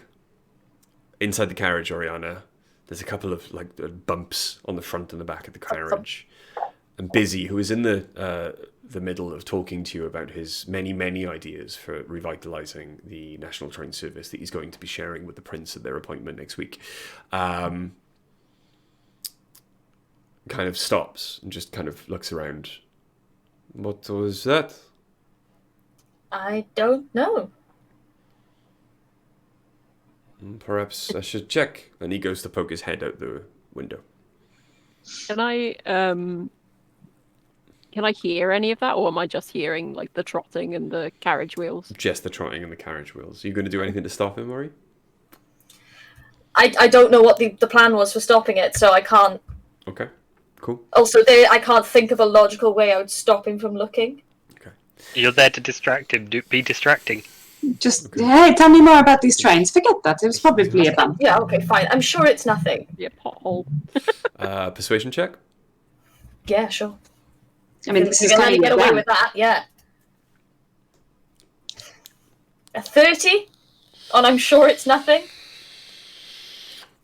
Wow. Yeah, it's nothing. You very, very confidently assure him it is nothing. And as he turns back to look at you, manage to place yourself in the exact shaft of moonlight coming through the open curtains that highlights all of your best features. I'm sure it's nothing, Honk! And I'm sure it's nothing. He then kind of just smiles demurely and of course. Anyway, as I was saying, and again, you can see, like this time visibly, rolling her eyes in the other corner, sitting across from you on the other seat in the carriage, is Quick Fang, just like, oh, Fucking hell. Quill, I swear where you are you smile at it. taking the carriage? That is a great question. It's a very good question. Should we find out next week? I tell you what, I'll give you a week to answer. Okay. So, yes, as it is Meanwhile, in the 11 week, o'clock, could you supply Greg with a map of Paras? I'll see what I can do. I'll give him some. We'll talk about it. We will talk I about think it. that I think I have an idea. Okay. But yeah. But yes, for now, as it is 11 o'clock, and a lot of us, unfortunately, have work to go to tomorrow. Once more, the lovely weekend is over. No more marathon. I played Sea of Thieves yesterday for 12 hours. I was fishing with Stu until 3 o'clock in the morning. I just want to point out, if you Google Euros 2021, it sets off fireworks in the Italian flag colours. Did they win? Yeah, they won on 3-2 on penalties. penalties. I'm in Rome. It was, to be honest, quite hard to watch. It's come in Rome. They won It was 3-2 5 on minutes ago. 1-1 playing actual games, 3-2 on penalties. Well, we'll leave that for a completely different forum for discussion. But for now, yes, I hope everyone who's watched has enjoyed. Obviously, thank you very much to those who have watched. Thank you very much to those who will watch. Please, if you haven't already, like I said, check out Lucky Battle Mats, check out Blood Clock Dice, and please, if you can, check out the link that will be in chat and has been in chat previously for the 24-hour charity live stream for McIntyre's that Heavyweight is running at the end of the month on this channel, 24th to 25th. I will be watching a lot of it because it's my birthday on the 25th and I'm allowed to do what I want because it's my birthday, so I'm going to be watching other people play D&D. Right, it's your birthday this month. It might be. I'm older. You're He very, has no idea. He doesn't know how old he is, though, because I reckon if you asked him how old he is now, he'd say 37. I'm 36 right now. Yeah, you are, but you keep telling everyone you're 37, so everyone's going to assume you're turning 38. Basically am. But yes. That's not how age works. Yes, if you are interested in coming and watching the utter chaos that is myself, Charlie, Chuckles in the chat, and our friend Nikki. Clarky, if he ever turns up in the chat. She does occasionally. Yeah. I mean, you play D&D with him on Mondays. But if you're interested in coming to watch us be the most chaotic pirates in the world, Jack Sparrow ain't got nothing on us. Please. We need to play that, though. Yeah, we will. But please come along over to Dice the Beholder or HEYY_Charlie to watch the hilarity unfold. Most importantly right now, though, if you're interested in more Dungeons & Dragons content, come along to Dice of the Beholder tomorrow, where me and Greg take two relative newbies through session 5 of Dragon of Icespire. We were running the Essentials kit, starter kit for players. They're apparently having a great time. Stu is already addicted to buying dice and looks at them on a daily basis to buy more. And Clarky asked me, is it okay that after a session all I can do is think about next time we play and what I'm going to do? And I was like, well, that's how you D&D. Yeah, that's ideal. Yeah, Perfect. It's crashed. but yes, please come along, 7:30 tomorrow over on Dice of the Beholder. Otherwise, if you want more tabletop role-playing goodness, you can stick around on this channel. I believe this is the week that everything's on. Or it might be next week, but there's definitely going to be a Tuesday night stream of Fables, and then Friday night Rime with the Frost Maiden. Someone needs to ban the bot. I'm doing it. In theory. Just click on his name. Though I do really want to become couldn't you? famous. Oh, it's gone. No? No, it's still there. Apart from that, though, There we go. take care, stay safe, wear a mask, don't go outside unless you have to, get vaccinated if you can, and if you haven't already. I've had my second, Millie's is due in the next couple of weeks. We will all be able to Mad Legolas. hug and lick each other very, very soon. I very strongly do not wish to be licked. Yeah, same. Anyway, good night. But no. What? But yes, I'm so confused. we love I you am guys. confused. I don't understand why I was called upon. Don't worry about it. Don't worry about it. Watch the stream. Watch it back. We'll tell you when you're older. We love you guys. And we will see you next time. Good night, everybody. Bye. No. Bye.